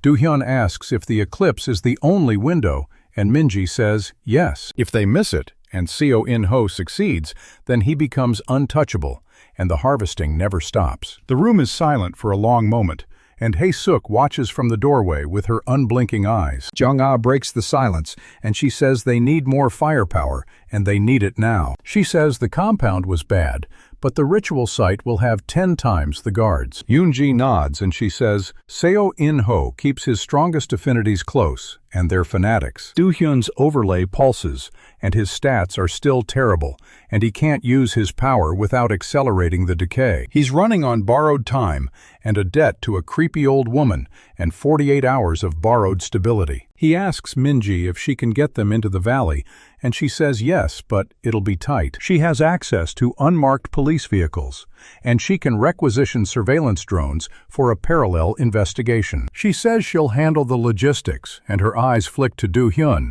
and there's something guilty in them. He catches it and files it away, and the overlay doesn't give him her secrets without a cost he can't afford. Minji leaves with the map, and she says she'll be back in 12 hours with a plan. The door closes behind her, and the bathhouse feels emptier and colder somehow. Do-hyun eases himself off the table, and his legs hold, and that's a small victory. Soo-jin stands beside him, and she says he needs to rest, and he says there's no time. He's about to say something else when his phone vibrates in his pocket. The screen lights up, and it's not a skull emoji this time, and it's not a text message. The Truth Mirror app has opened itself, and the icon is spinning and glowing gold. A string of code runs across the screen, and it's moving too fast for anyone to read. Then the screen goes black, and a single line of text appears in green digital font. Kang Do-hyun, my name is Jang Ha-na.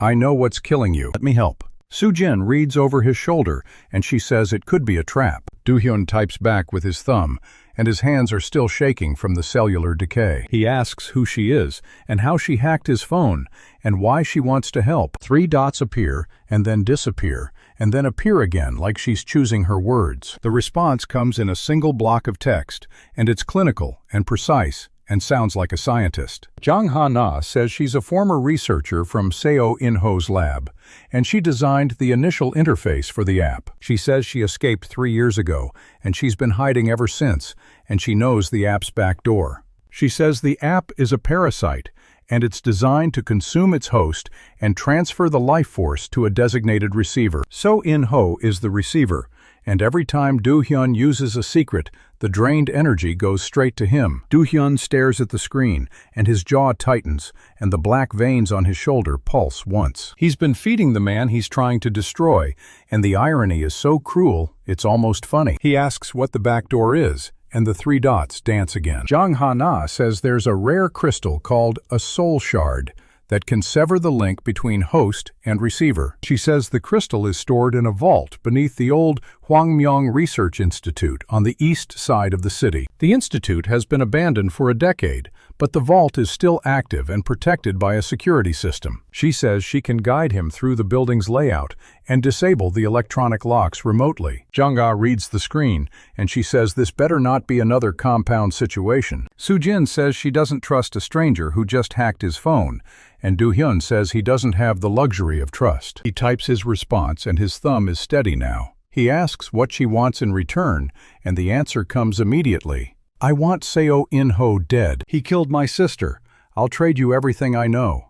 Do-hyun looks up, and Soo-jin sees his expression, and she doesn't argue. She says she's coming with him, and Jung-ah says the same, and Yoon-ji says she knows the east side. Hae-suk speaks from the doorway, and her voice is dry and creaky like old floorboards. She says the Hwangmyeong Institute is cursed ground, and 5 different exploration teams went missing there in the last decade. Do-hyun says he's already cursed, so a little more won't make a difference.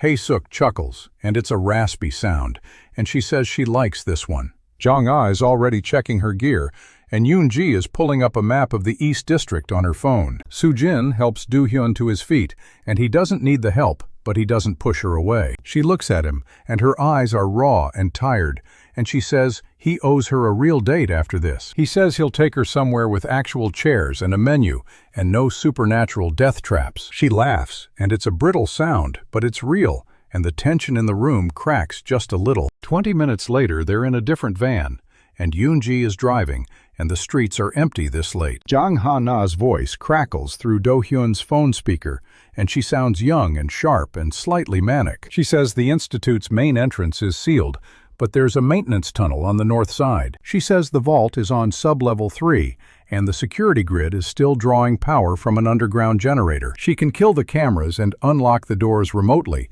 but the guards are flesh and blood and won't show up on her systems. Do-hyun asks what kind of guards, and Ha-na says the Institute was a living weapons project before it was a research lab. She says the Vault Guardians are called hounds, and they were once human, and now they're something else. Jung-ah cracks her knuckles and says she's fought worse, and Ha-na's laugh over the speaker is hollow. She says no one's fought the hounds and lived to describe them, and the silence in the van gets heavy.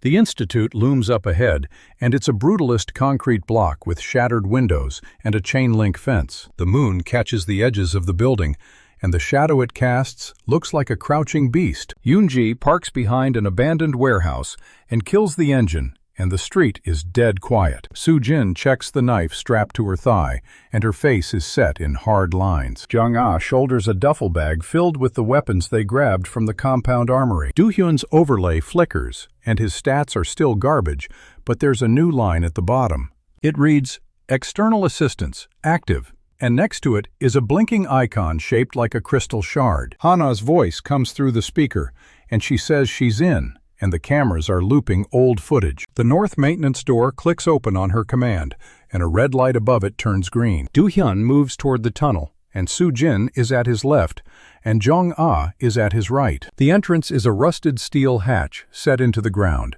and the stairs below go down into absolute darkness. Jong-ah pulls the hatch open, and the hinges scream, and the sound echoes across the empty street. They descend, and the air gets colder with every step, and it tastes like copper and old concrete. Hana's voice guides them through the sub-level corridors, and her directions are precise and fast. Left at the old cafeteria, and right at the sealed blast door, and down the stairwell marked B3. The lights in the stairwell flicker and buzz, and the emergency bulbs cast everything in a sickly orange glow. Sub-level 3 opens into a wide corridor, and the walls are lined with old metal doors painted institutional green. At the end of the corridor is a massive circular vault door, and it's covered in runes that glow faintly blue. Hana says the vault is just past that door, and the crystal should be in a containment case in the center chamber. She says she's unlocking it now, and the runes pulse, and the door groans and begins to rotate. And that's when the hounds show up. They come out of the side doors,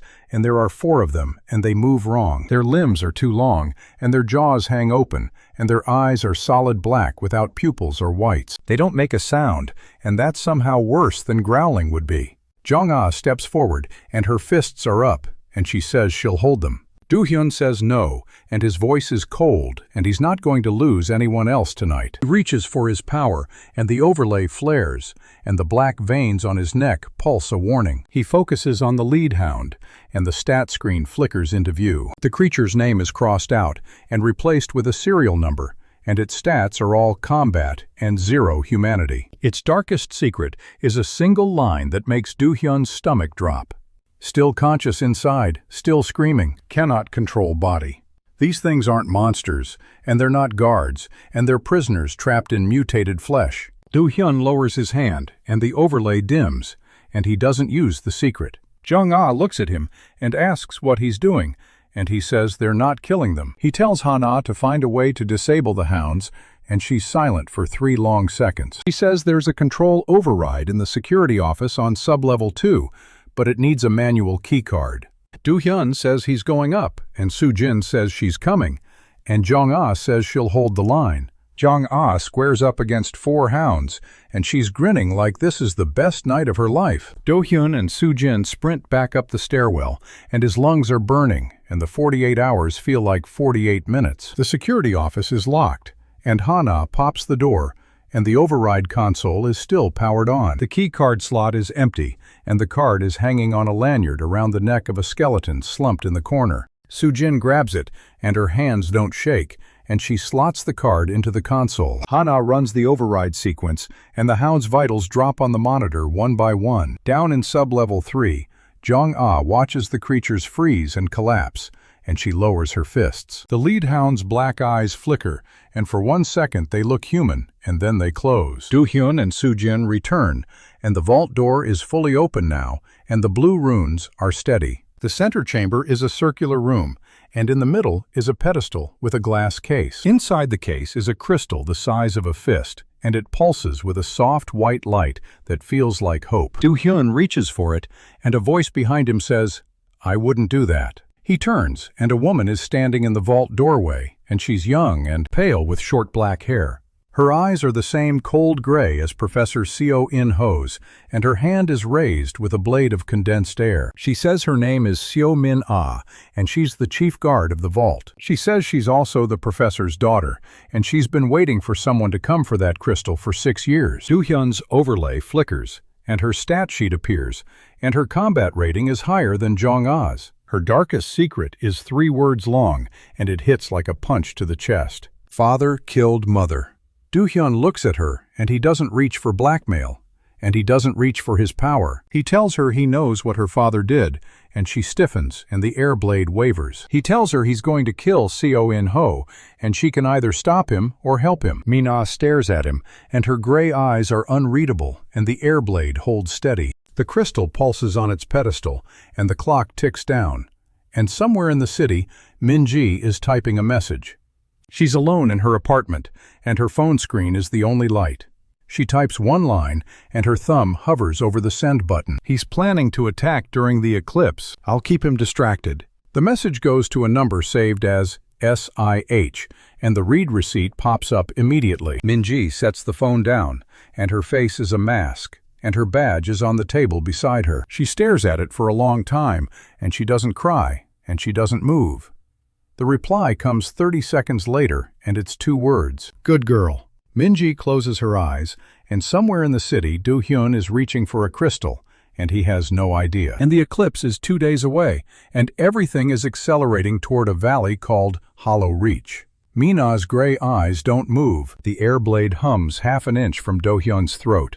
Nobody breathes. He says it again, and his voice is flat, and he doesn't blink. Her father killed her mother, and he knows it, and she can either step aside or cut him down. The crystal pulses behind him, and the light catches the silver in his hair. Mina's jaw tightens, and the blade wavers, and then she lowers her hand. The condensed air dissolves with a soft hiss.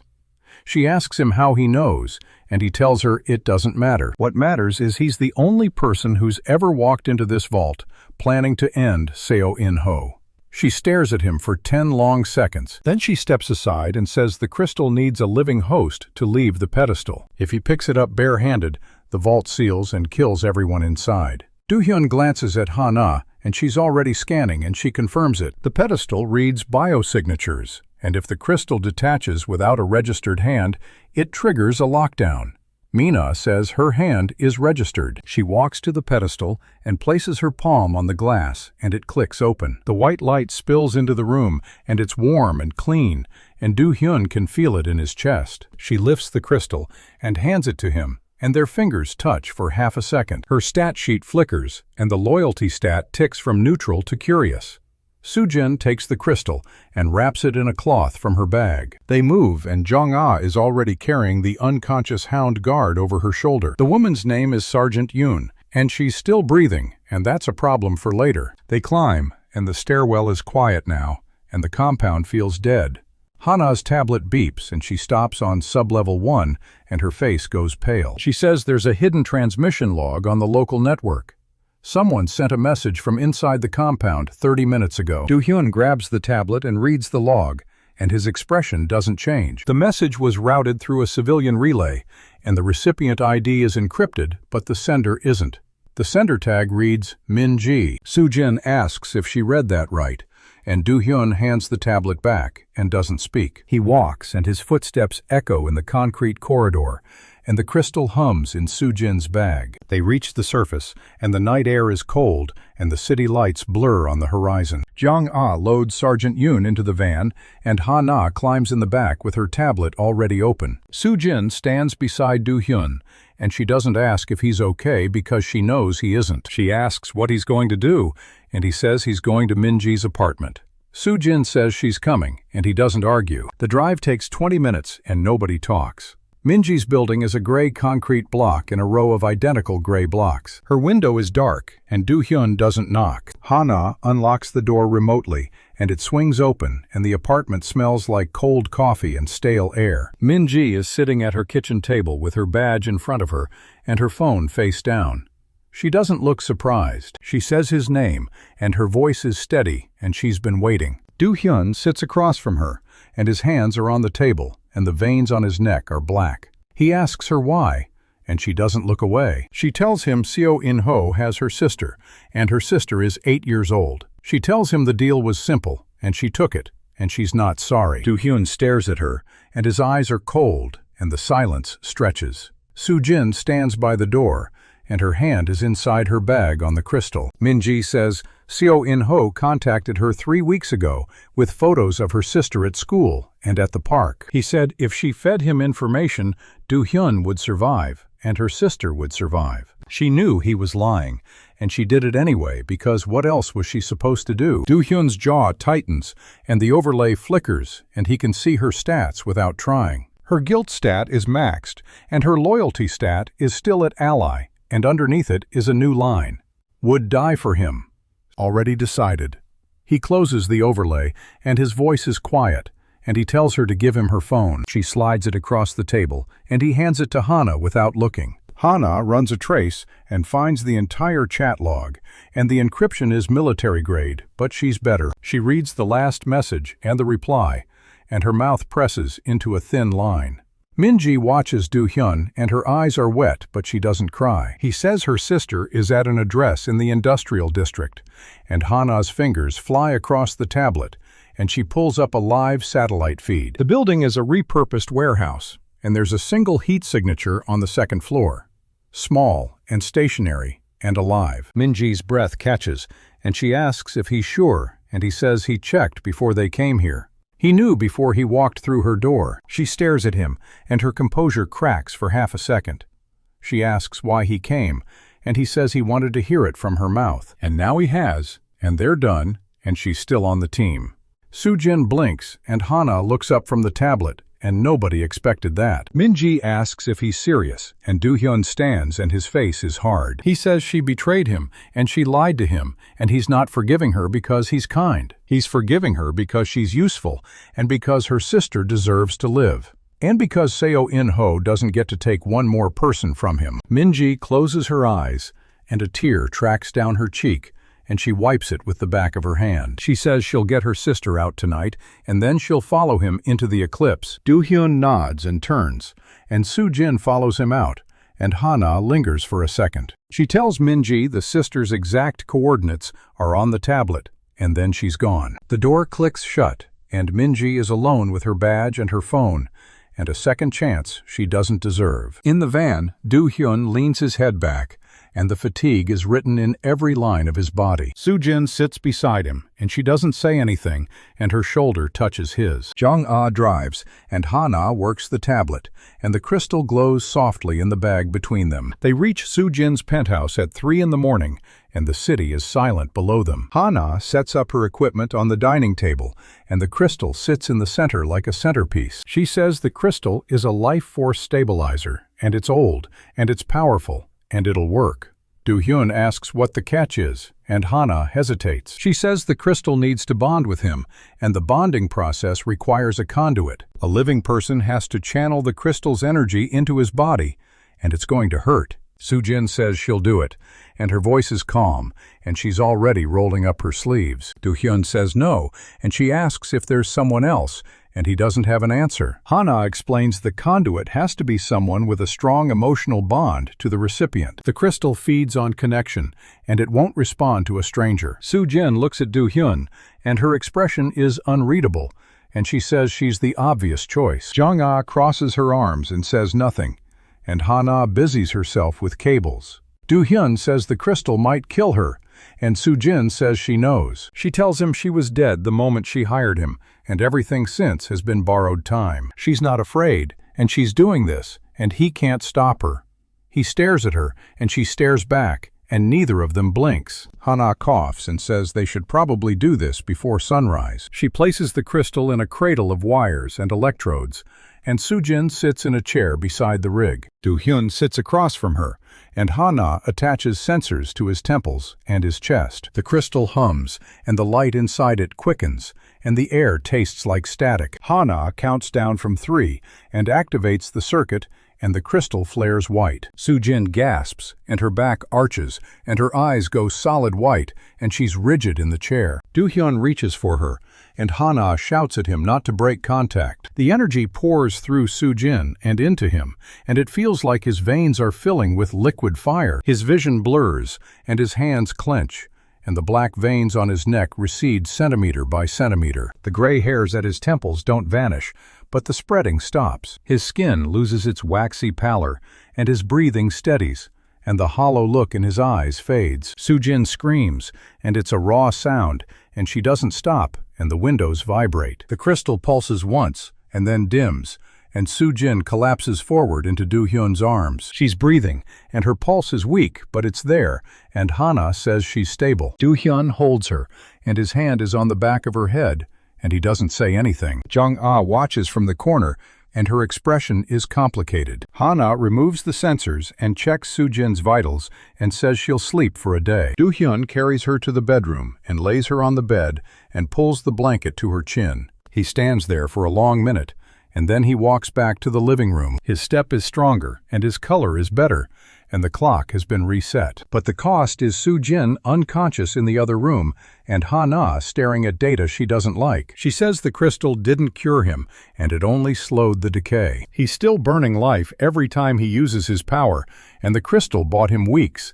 and not years. Do-hyun says weeks are enough, and Jung-ah says they have to plan the next move. Hana pulls up the intel from Min-ji, and the data from the compound, and the eclipse timetable. She says the ritual site is at Hollow Reach, and Seo In-ho needs a heart and a vessel and an eclipse. Do-hyun looks at the map and the coordinates, and the rune patterns Hana extracted from the vault. He says they can't stop the ritual from the outside, and they have to let it start. And when Seo In-ho opens the conduit and the life force starts flowing, they strike. Jung-ah asks how, and Do-hyun says they give him a fake heart. Soo-jin's voice is weak from the bedroom doorway, and she's leaning against the frame. She says she'll be the decoy, and her eyes are clear, and her jaw is set. She heard everything, and she's made her choice, and nobody is talking her out of it. Do-hyun turns and looks at her, and for the first time in weeks, his expression isn't cold.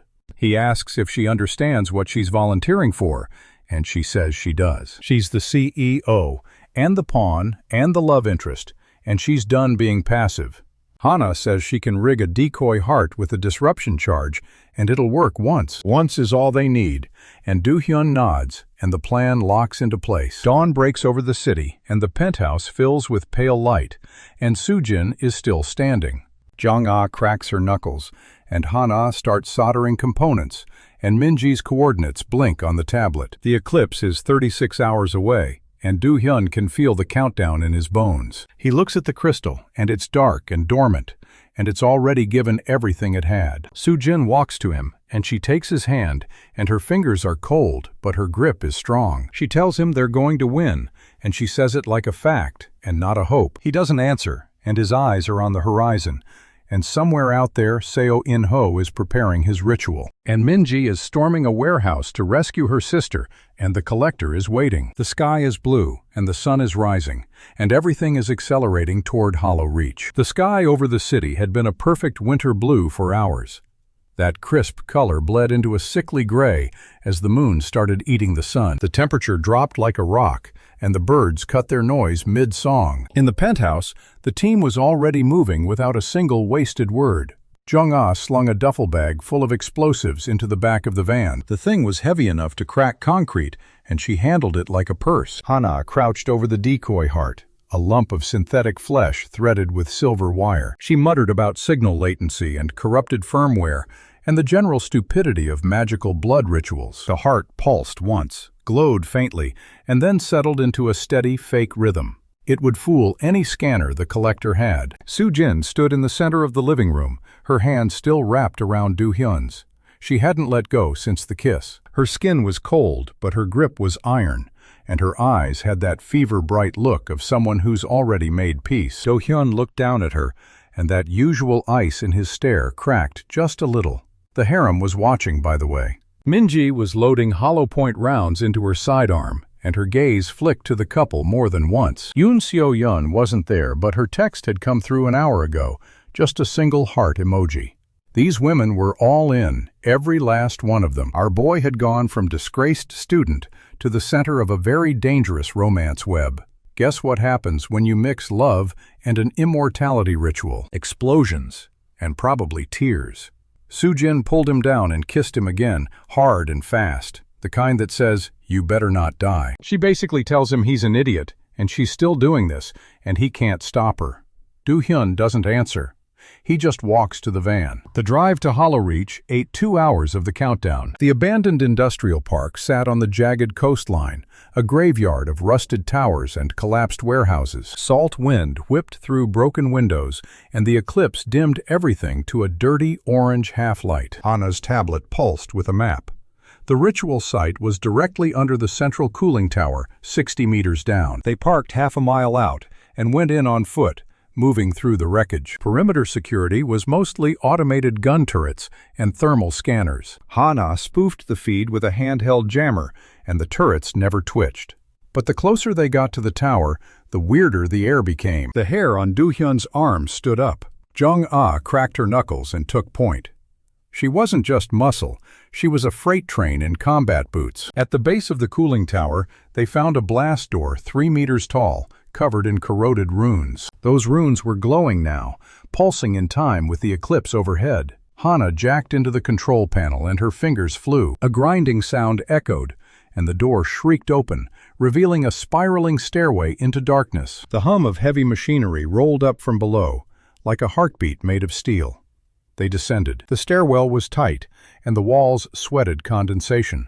The air tasted like old copper and burnt sugar. After 200 steps, the corridor opened into a cathedral-sized cavern, and what they saw made even Jung-ah stop dead. Row after row of metal cages filled the floor, each one barely big enough for a woman to crouch inside. There had to be over 300 of them. In every cage, a woman sat manacled, tubes running from her arms into a network of hissing green-lit machines that lined the walls. The machines throbbed in unison, a low womp womp that vibrated right through your bones. The women weren't dead. They were conscious but glassy-eyed, drained to the edge of consciousness, their lips moving in silent prayers.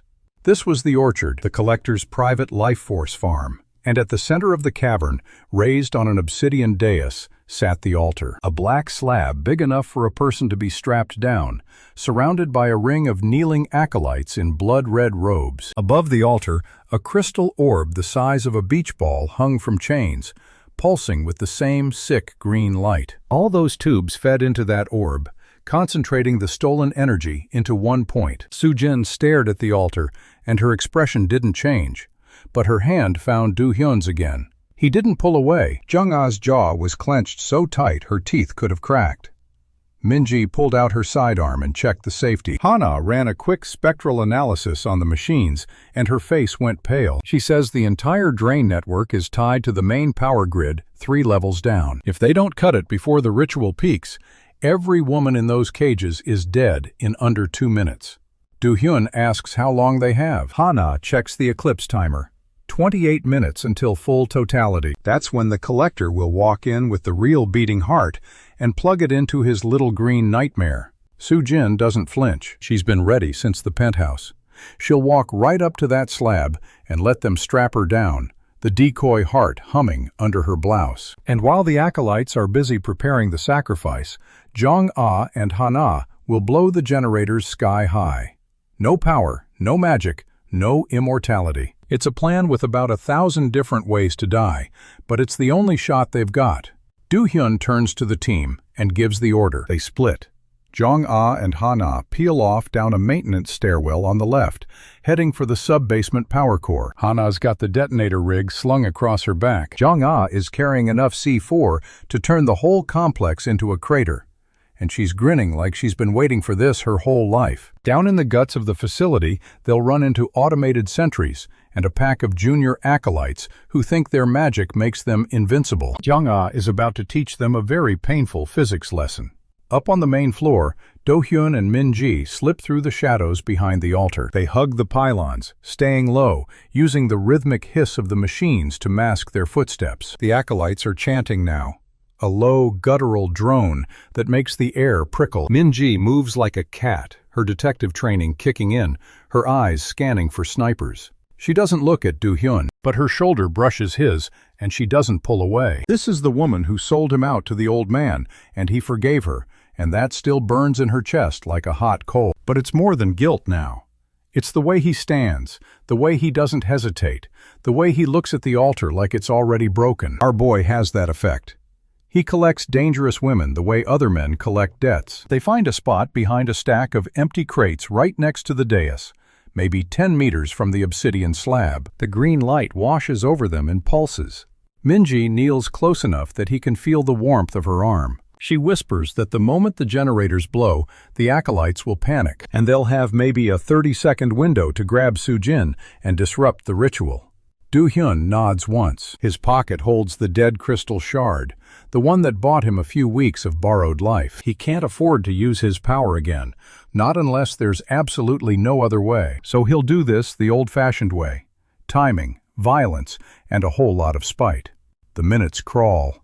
The chanting grows louder. And then, from a hidden door behind the altar, a new figure strides out. It's not the collector. It's his daughter, the guard captain from the vault, her face a mask of cold fury, and her hands glowing with a green-black aura. She survived the vault fight, and she's still holding that damn dagger. She raises the blade, and a bolt of energy shoots up into the orb, making the whole cavern shake. The acolytes bow so low their foreheads touch the stone. This is the prelude. The ritual is waking up. Min-ji's hand tightens on her gun. Do-hyun's fingers curl into a fist. And then, far below, the first explosion rips through the sublevels, a muffled boom that rattles the cages. The green lights flicker. Jong-ah has found the first generator. Now the real nightmare is about to start, and it's wearing a professor's smile. The first explosion isn't even done echoing before our boy is already moving. He doesn't have time to waste on second thoughts. Min-ji's eyes go wide as he slips out from behind the crates and heads straight for the nearest group of acolytes. 3 of them are huddled near the base of the altar ramp, their red robes shaking with every new rumble from below. They're women. That's all Do-hyun needs. He kneels right there in the shadow of a pylon and locks eyes with the first one. The green light from the orb makes her face look sick and hollow, but he pushes past that and focuses. The truth mirror activates. No glowing screen, no sound, just a cold spike of knowledge that burrows straight into his skull. Her name is Miran. She's 19. Her stats are low tier, and her darkest secret is that she slit her own sister's throat to earn her robe. The girl flinches like she felt something cold walk over her grave. Do-hyun meets her stare and mouths 2 words. Your sister. Her whole body goes rigid. Before she can scream or run, he shifts his focus to the second acolyte. This one's older, a woman with dead eyes and a burn scar across her collarbone. Her secret slams into him. She was sold to the cult by her own father when she was 12, and she's been waiting for a chance to burn this place to the ground ever since. Do-hyun's fingers curl into the dirt, and he feels a fresh ache bloom in his joints. A strand of hair falls across his eyes, and it's pure white now. He ignores it and locks onto the third girl, a teenager with prayer beads woven through her hair. Her secret is simpler. She's terrified of fire because she watched her mother burn, and the cult promised her she'd never be afraid again. 3 broken souls. 3 women the collector has chewed up and spat out. Do-hyun pushes himself to his feet, his knees screaming, and he doesn't need to use some fancy negotiation tactic. He just tells them the truth. He whispers that the generators are already blowing, that the collector's little immortality party is about to become a funeral pyre, and that if they help him right now, he'll get them out. Miran's lips tremble. The older woman, her name was Jae-hwa, takes half a step forward and spits on the floor. The teenager with the prayer beads starts to cry, but she's not crying from fear. She's crying because somebody finally offered her a way out. And just like that, Do-hyun has 3 new soldiers. He doesn't give them a grand speech. He points at the kneeling acolytes around the altar and says one word: go. Miran is the first to move. She turns around, raises her knife, and drives it into the back of the woman praying next to her. The acolyte doesn't even have time to scream. Jae-hwa lets out a sound that's half roar and half sob, and she swings a censer on a chain like a medieval morning star, taking out 2 robed figures in one swing. The teenager, her name is Su-ah, wraps her prayer beads around the throat of a cultist who used to bully her and pulls until the woman stops, twitching. The ritual cavern erupts into a full-blown melee. Minji stares at the chaos and then back at Do-hyun, her mouth hanging open. She says something that sounds a lot like, "You insane bastard," but the twist of her lips is closer to awe than anger. Do-hyun can't answer. He's too busy clutching his chest as a wave of cold spills through his veins, bright and merciless. His hand comes away slick, and he doesn't need to look down to know it's not sweat. That's 3 secrets he just weaponized. The toll is gonna come due, and it's gonna come due hard. But right now, the collector's acolytes are tearing each other apart, and the path to the altar just got a whole lot wider. Guess who's walking through it? The altar room shakes so hard, a crack splits the obsidian dais from edge to edge. Green sparks rain down from the orb like toxic confetti. The guard captain, the collector's daughter, snarls something in a language that hurts to hear, and raises her dagger, trying to stabilize the ritual with her own life force. Her aura flares black-green, and for a second the chaos pauses, and then a new light cuts through the smoke. Cool, silver, and impossibly calm. The acolytes, even the ones bleeding out on the floor, go silent. So do the screaming, because Professor Seo In-ho has arrived. He doesn't stride out of the shadows like some cartoon villain. He simply is there, standing at the center of the dais, as if he's been there all along, and everyone just forgot to notice. His suit is immaculate, his glasses are spotless, and in his left hand, cradled like a newborn, is a heart. It glows with a deep amber pulse, each beat sending ripples of heat through the cavern that make the green light seem weak and sickly by comparison. The old man smiles, and that smile could freeze a volcano.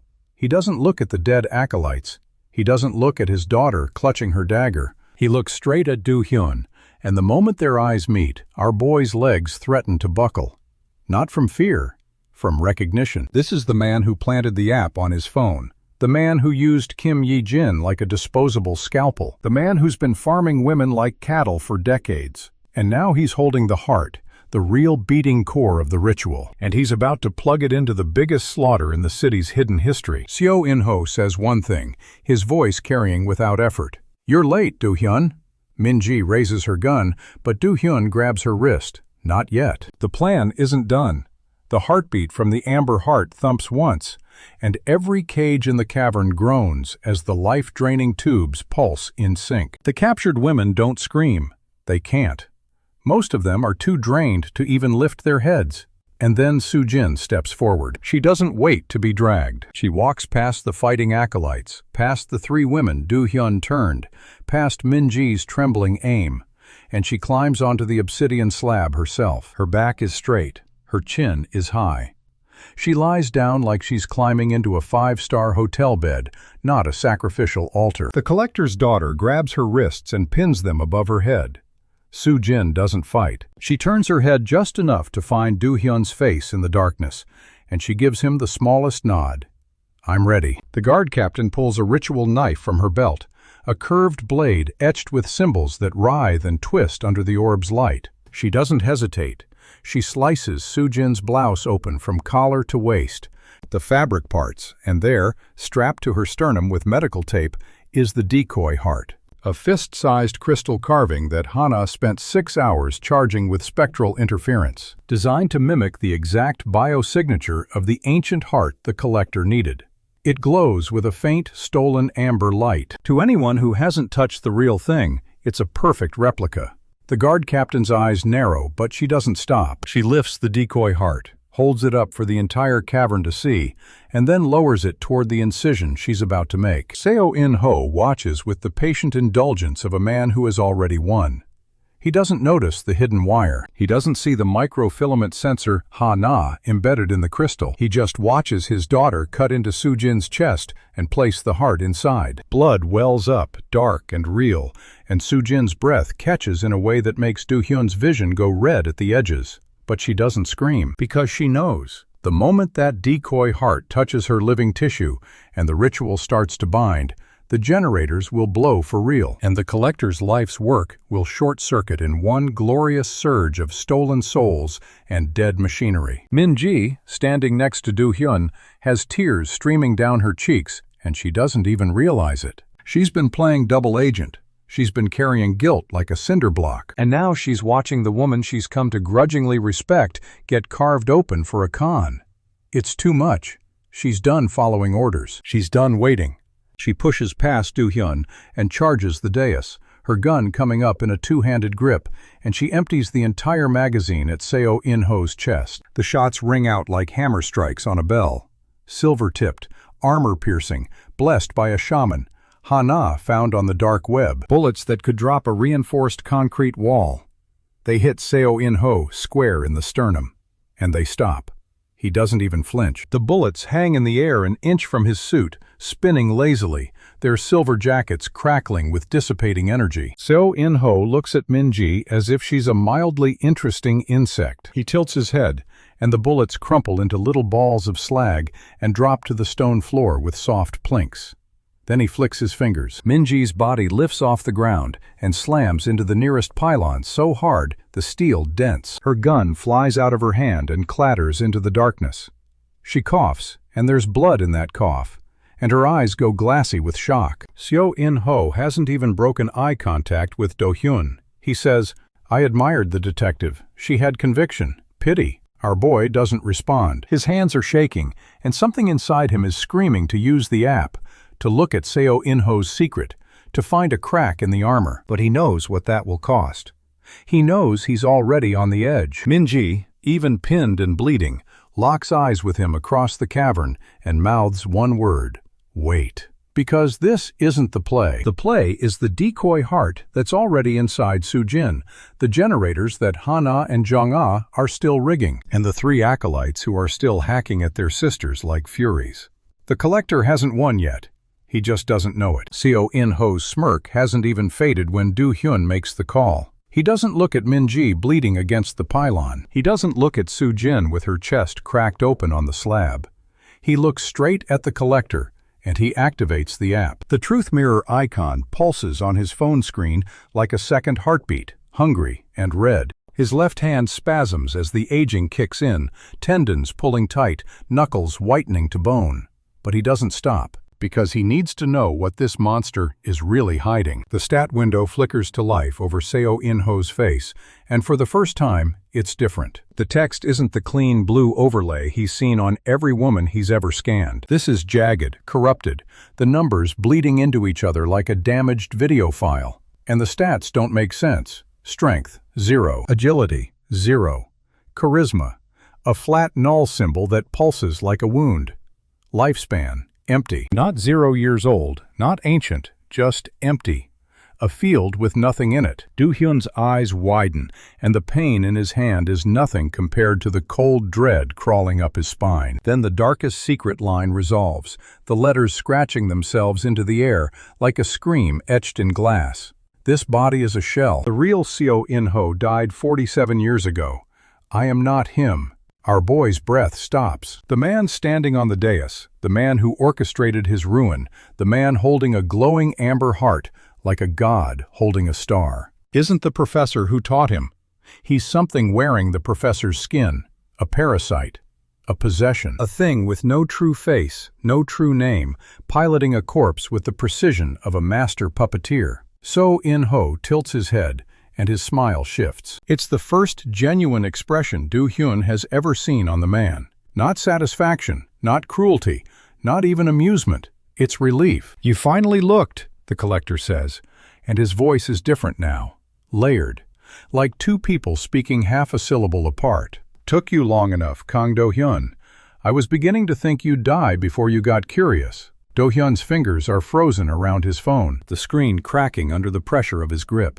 His gray-streaked hair falls across his face, and he doesn't brush it away. He's too busy processing the thing he just learned. The parasite that framed him, the entity that harvested hundreds of women's life force, the monster that turned his own girlfriend against him, isn't even human.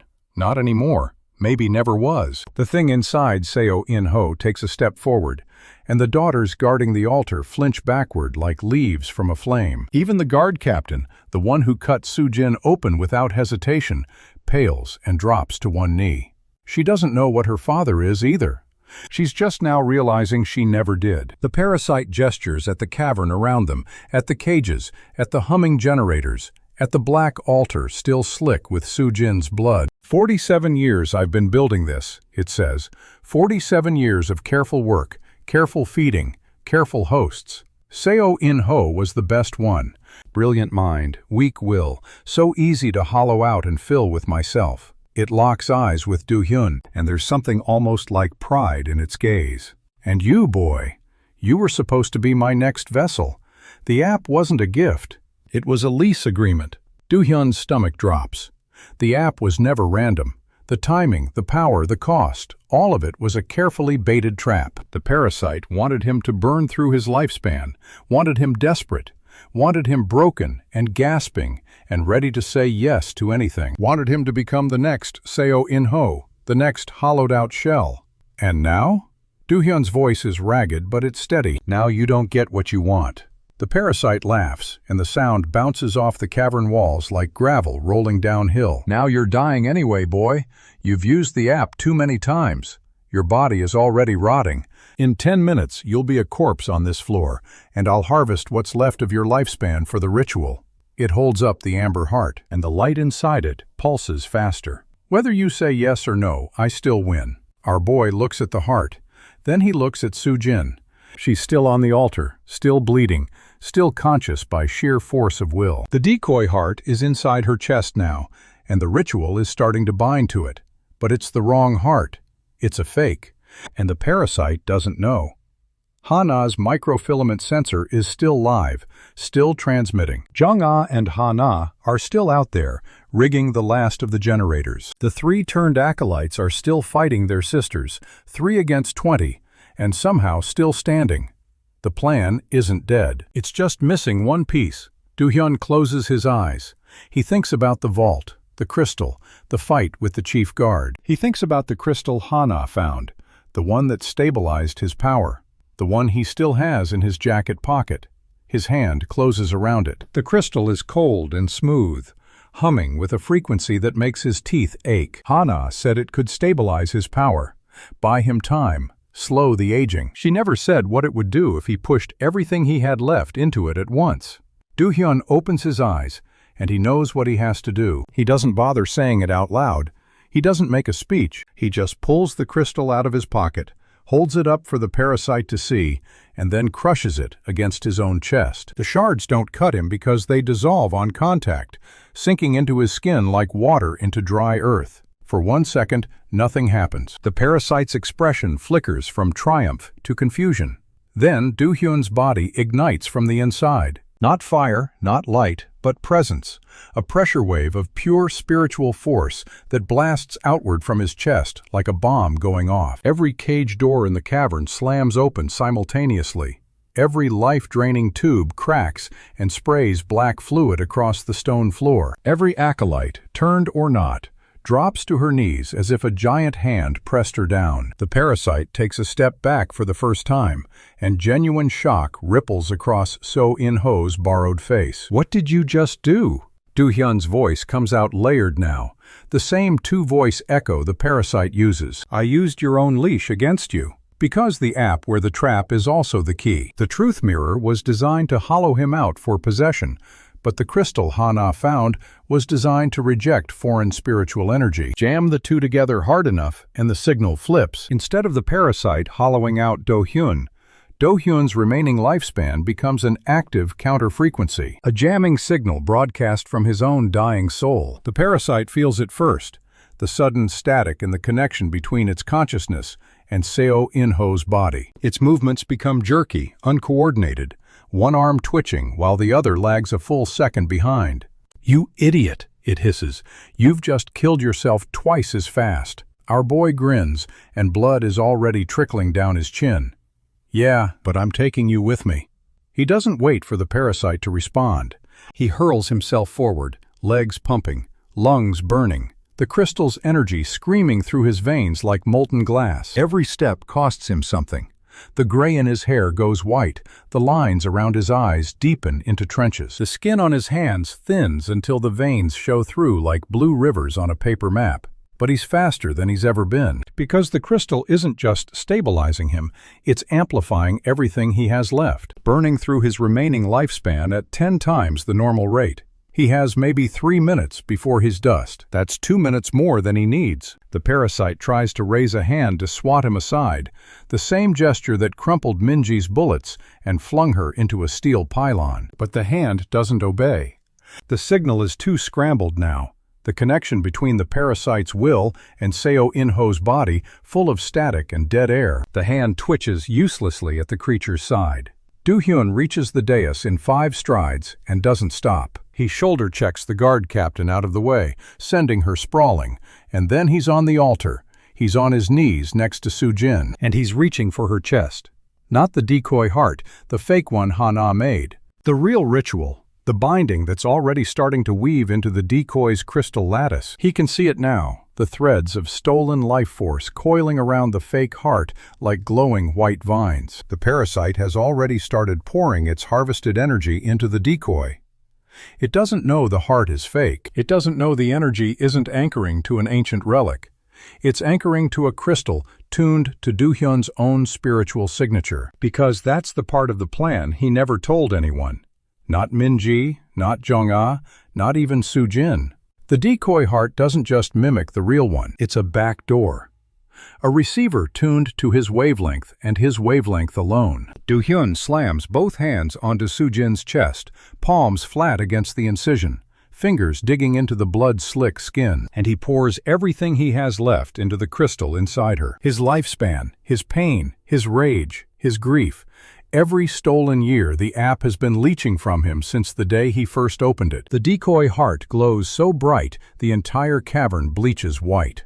Soo-jin screams, but it's not a scream of pain. It's a scream of power, raw and unfiltered, as Do-hyun's remaining life force floods through her body and into the crystal lattice. The parasite shrieks too, and this time the sound is pure terror, because the energy it's been pouring into the heart for the ritual is flowing backward now.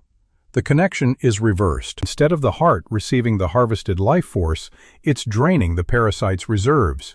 Every woman it ever drained, every year it stole, every drop of life force it hoarded for 47 years is now pouring out of the creature and into the decoy heart at a rate that defies physics. The amber light in the parasite's own heart, the real one it's still clutching, gutters like a candle in a hurricane. "Stop!" it screams, and So In-ho's voice cracks into 3 different registers at once, the possession breaking down in real time. "You'll kill yourself. You'll die for nothing." Do-hyun doesn't answer. He can't. He's too far gone now, his body barely holding together, his vision narrowing to a pinprick of light. But Soo-jin answers for him.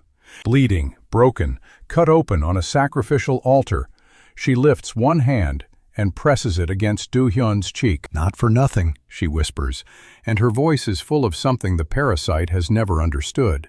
Love. Real, unrewarded, sacrifice with no backup plan love. Then Minji is there. She crawled across the stone floor with 3 broken ribs and blood in her lungs, and she's pulling herself up the obsidian steps, 1 agonizing inch at a time. She reaches the altar just as Do-hyun's body starts to fail, his hand slipping off Soo-jin's chest, his eyes rolling back. And she catches him. She pulls him against her chest, wraps both arms around him from behind, and presses her forehead to the back of his skull. "I've got you," she says, and her voice is a wrecked sob. "You hear me, Kang Do-hyun? I've got you." The crystal inside Soo-jin reaches critical mass. The decoy heart can't hold any more of the parasite's stolen life force. It's going to shatter, and when it does, the energy release will level this entire cavern and everyone in it. But Hana's microfilament sensor is still live. And Hana, wherever she is in the darkness, is still watching. She sees the readings spike. She sees the threshold coming. And she does what Hana always does. She solves the problem. She hits the kill switch on the generators. Not the slow sabotage they planned, not the staged overload. The emergency purge, the one she built in secret while Jong-ah was placing charges. Every generator in the cavern shuts down simultaneously. The life-draining tubes go dark. The cages power off. The ritual's energy grid collapses in a cascade that starts at the outer pylons and races inward toward the altar. The parasitic entity inside Seo In-ho feels its anchor to this world dissolving, and it screams with all 4 of its voices at once. "You insignificant insects! I am eternal! I am—" The decoy heart shatters. The energy release doesn't explode outward. It implodes, drawn into the vacuum left by the collapsing ritual grid, folding in on itself like a star going nova in reverse. The amber light condenses into a single point, a seed of pure life force the size of a marble, hanging in the air above Soo-jin's chest. And then it falls. It drops into the incision, into the wound, into the very place where the fake heart was planted. Soo-jin's back arches off the altar, and her mouth opens in a silent gasp. The wound on her chest knits closed in seconds, new skin forming over the incision, like a time-lapse of healing. Her color returns, the gray pallor of blood loss replaced by a flush of healthy pink. She blinks once, twice, and then she sits up on the altar under her own power, her eyes clear and bright. The life force that was supposed to fuel an immortality ritual just saved her life instead. The parasite, drained of everything it stole over nearly 5 decades, collapses Seo In-ho's body to its knees. The professor's face is cracking now, fissures of black light splitting the skin like dry earth. Beneath the cracks, there is no bone, no muscle, no blood. There is only darkness swirling with faint, dying stars. 47 years. The parasite whispers, and its voice is down to 1 register now, small and broken. 47 years, and you kill me with a fake heart and a dying boy's stubbornness. Do-hyun, cradled in Minji's arms, with his hair fully white and his face carved into deep lines, manages to open his eyes. "Yeah," he rasps. Works every time. Seo In-ho's body crumbles. The skin flakes away like ash. The suit collapses inward, and the darkness beneath dissipates into nothing. There is no dramatic explosion, no final burst of evil energy, just silence and dust. The collector is gone. The cavern is still. The cages are open, and the drained women are stirring, their life force no longer being siphoned. The acolytes, all 23 of them, are kneeling in a circle around the dais, their weapons dropped, their faces blank with shock. Their master is dead. Their purpose is gone. They don't know what to do. Neither does Do-hyun. He's dying, and he knows it. The crystal burned through everything he had left, and now there's nothing between him and the abyss except Minji's arms and Soo-jin's hand reaching across to grip his. Then Minji speaks. Her voice is wrecked, wet with blood and tears, but it's steady. "You said you forgave me," she says, and Do-hyun can feel her tears dripping onto his scalp. "You said I wasn't just a tool." "You meant it." "Course I did," he mumbles, and even getting those 3 words out feels like lifting a car. Good. She doesn't explain. She doesn't ask permission. She just lifts one hand off his chest and presses it to her own. And she pushes. Park Min-ji, the detective who witnessed her partner's murder and did nothing, who betrayed Do-hyun to the collector and was forgiven anyway, who has been carrying guilt like a second skeleton her entire adult life, pushes her own life force into him. She doesn't have an app or a crystal or a parasite's stolen reservoir. She just has herself and her will, and the faint spark of affinity she never told anyone about. The one that let her survive a gunshot that killed her partner. The one she's been hiding for 15 years, because using it meant admitting she was never normal to begin with. The transfer is clumsy and inefficient, and it's killing her. Do-hyun feels it instantly, the warmth flooding into his chest, pushing back the cold that's been eating him from the inside. He tries to stop her, tries to pull away, but he's too weak, and she's too determined. "Stop," he chokes out. "No," she says, and it's almost cheerful. "Taking orders from you is what got me into this mess in the first place." Soo-jin is screaming her name. Jung-ah is bursting through the cavern entrance with Hana on her heels, and everyone is too far away and too slow. Minji's hair turns white in seconds. Her skin thins and wrinkles and ages 20 years in the space of a breath. The light in her eyes dims, but Do-hyun's body is healing, the necrotic damage reversing, the years flowing back into him even as they pour out of her. She doesn't stop until there's nothing left to give, and when she slumps forward against his back, when her heartbeat fades to nothing against his spine, Do-hyun screams. It's a raw animal sound that echoes off the cavern walls and makes everyone still standing flinch. He twists in her arms and catches her before she hits the stone, pulling her limp body into his lap. Her eyes are closed, and her lips are parted, and there's a faint, peaceful smile on her ancient face. Park Min-ji died the way she wanted to, not as a coward, not as a traitor, but as the woman who saved Kang Do-hyun. The cavern is quiet. The ritual is broken. The collector is dead. The women in the cages are waking up, disoriented and weak, but alive. Jung-ah reaches the altar first and drops to her knees beside them, her face a mask of grief and confusion. Hana hangs back, her tablet clutched to her chest, tears streaming down her cheeks and shorting out the screen. Soo-jin slides off the altar and kneels on Do-hyun's other side, her newly healed body moving with ease, her hand coming to rest on his shoulder. For a long moment, nobody speaks. Nobody knows what to say. Then Do-hyun looks up, and his eyes are clear. The white has receded from his hair, leaving it a deep silver gray, but not the brittle white of the dying. And his hands, when he flexes them, move without pain. He is alive, and he is whole, and it cost him someone who loved him enough to undo her own mistakes with her own soul. He looks at Minji's face one last time, and then he closes his eyes. When he opens them again, there's something new in his gaze. Not revenge, not rage, not even grief. Purpose. He stands up, cradling Minji's body in his arms like she weighs nothing. "Jung-ah," he says, and his voice is hoarse but steady. "Get these women out of here, all of them, every cage, every acolyte who wants to leave. No one stays in this tomb." He turns to Hana. "Find me the real records, everything So In-ho was hiding. Names, accounts, properties, other labs." Then he turns to Soo-jin. "And you," he says, and something in his voice softens. "You almost died wearing a fake heart. Tell me that was worth it." She stands up, still bloody, still half-naked, her blouse hanging in shreds, and she smiles. "Ask me again in a year."